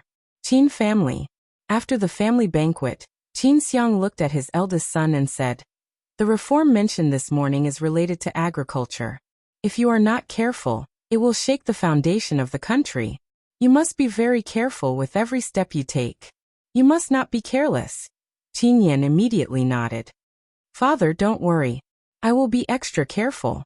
However, since it is a reform, you don't need to be too conservative. Don't be too careful." Qin Yan respectfully said, "I understand." After the conversation, Qin Xiang stood up and walked out of the room. Halfway through, he realized that he had left a dossier he had read before the meal on the chair. He turned back, and when he stepped through the door again, he was slightly startled. There was only one person left in the hall. That person was a bit thin. He stood up from the corner of the banquet table and placed the leftovers in front of him. Before he sat down, he saw Qin Xiang standing at the door. "Father," he looked at Qin Xiang and was surprised. Seeing him looking at him, he looked down and smiled. "There is still a lot of food left. If I don't eat, it will be a waste." Qin Xiang looked at his youngest son and was startled. There were strands of white hair on his head. When he smiled, there were wrinkles on his face. He was the youngest of the 5 Qin brothers, but he looked much older than his eldest brother. The old man realized that he had not paid attention to his son for a long time. "Those dishes are already cold. If you're not full, just ask the kitchen to make another serving." Qin Xiang brought the file over. When he walked out, he paused and said, "Don't eat too much at night. Rest early and be careful of your body." Qin he nodded. "Father." Qin Xiang heard the voice and turned around. Qin he looked at him and said with a smile, "The court is in turmoil. Although father is in a high position, you still have to be careful." Qin Xiang frowned and said, "Recently, the court has been unprecedentedly stable. How can there be turmoil? Don't believe the rumors outside." Qin he listened respectfully. After he finished, he nodded and said, "Thank you, father, for the reminder. I understand. Qin Xiang took another deep look at him, then turned around and left. Fifth young Master Qin looked at the leftover soup in front of him. The clear soup reflected his image. He stroked a strand of white hair on his head and stared at the soup in a daze. On the night of the Lantern Festival, it snowed all night. Although the snowfall gradually subsided, it still did not clear up. It was still early in the morning. On the streets of the capital, other than a few shops that had their doors half closed, most of the shops that faced the streets were tightly shut. A woman with her hair wrapped up and wearing only a thin shirt stood in front of a small building and knocked for a long time. When a beautiful woman inside opened the door, she rubbed her face that was red from the cold and smiled. My sister is a musician in this building. She came to perform on the day of the Lantern Festival and hasn't been back for 2 days. Can I trouble you to call her? She's not in good health and has to take medicine every day. The beautiful woman rubbed her sleepy eyes and yawned. She asked in a muffled voice, "What's your sister's name?" The woman smiled and said, "Her name is Shuang Shuang." "Sir, what are they doing?" The proud Lolita lifted the curtain of the carriage window and saw a group of people gathered at the foot of the city wall. She turned her head and asked Li Yi, "They're probably looking at the court's criminal." As the carriage drove over, Li Yi also heard the discussion of some people on the street. It seemed that yesterday, a criminal wanted by the court committed a murder case in the capital. Using the chaos of the Upper Yuan dynasty, he successfully escaped. This made the higher-ups very angry. They did not hesitate to issue a large warrant for his arrest. The bounty was even more generous. They paid a great price to capture this person and bring him to justice. The capital was under the feet of the emperor, and the criminal was a criminal wanted by the court. Coincidentally, it was the Lantern Festival. It was no wonder that the higher-ups had such a big reaction.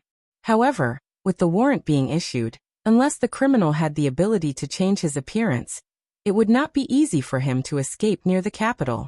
It must be known that around Jingdo, there was a group of madmen who wanted to farm points to raise their ranking. How could they let go of such a good opportunity? In principle, for a criminal wanted by the court with great fanfare to appear in Jingdo and commit another crime was an inconceivable thing. However, there was always an oversight. At this moment, the matter of the criminal was not important to him. The old emperor's health was more important. This snow had come suddenly, and the old emperor's illness had also worsened suddenly. From the beginning, Li knew that there was no possibility of his illness recovering. Sometimes it was all about luck. Even though he had already let go of court affairs and focused on recuperating, no one knew when bad luck would arrive. Li Yi's mood was a bit depressed. Some things could be solved perfectly, and some things could not. Faced with this matter, even he felt a deep sense of helplessness from the bottom of his heart. The carriage suddenly came to a stop. The proud Lolita lost her balance and fell on top of him. A red cloud appeared on her face. In a small voice she said, "Sir, I didn't do it on purpose."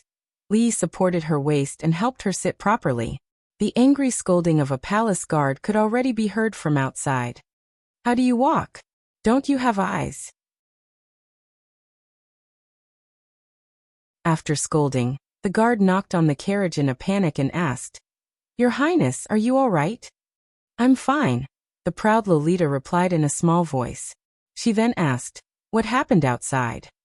The guard immediately said, "A woman suddenly walked out of the alley and almost ran into her. I had no choice but to rein in the horse and disturb your Highness. Please forgive me, your Highness." The proud Lolita asked in a quiet voice, "She didn't hurt anyone, did she?" A guard had already helped the woman who had fallen to the ground up. He furrowed his brows and asked, "Are you all right?" The woman didn't look at him. Her eyes were unfocused as she walked forward in a daze. Strange person. The guard glanced at her and turned his head. "Your Highness, she didn't hurt anyone. Let's keep going." Li Yi lifted the curtain to take a look, only to see a distant silhouette. He shook his head and lowered the curtain again. After visiting the old emperor, the dark clouds in Li Yi's heart dissipated a little when he walked out of the hall. Naturally, it was because his illness wasn't as serious as he had expected. It was probably because of the sudden drop in temperature that he was having a relapse. A eunuch led him to the side hall and said that the heir and the eldest princess were already waiting there. When Li Yi and the proud Lolita walked in, they found that they weren't the only ones in the side hall. Princess Ning was holding Mingzhu's hand and talking. Li Xian was playing chess with Ning Wang. Seeing them enter, Princess Ning waved at the proud Lolita. "Shaning, come quickly, come here." Li Yi bowed slightly and said, "Greetings to Ning Wang and Princess Ning." Every year at the beginning of the year, the nobles from all over would enter the capital.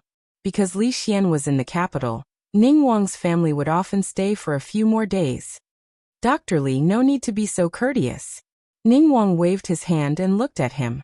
He shook his head and said, "In terms of the ability to judge people, I really am not as good as my royal brother. Dr. Li is an outstanding person. I actually misjudged you back then." That you're tuning in to the Echoes of the Heart YouTube channel. Don't forget to subscribe and join us on this journey to catch the most captivating stories.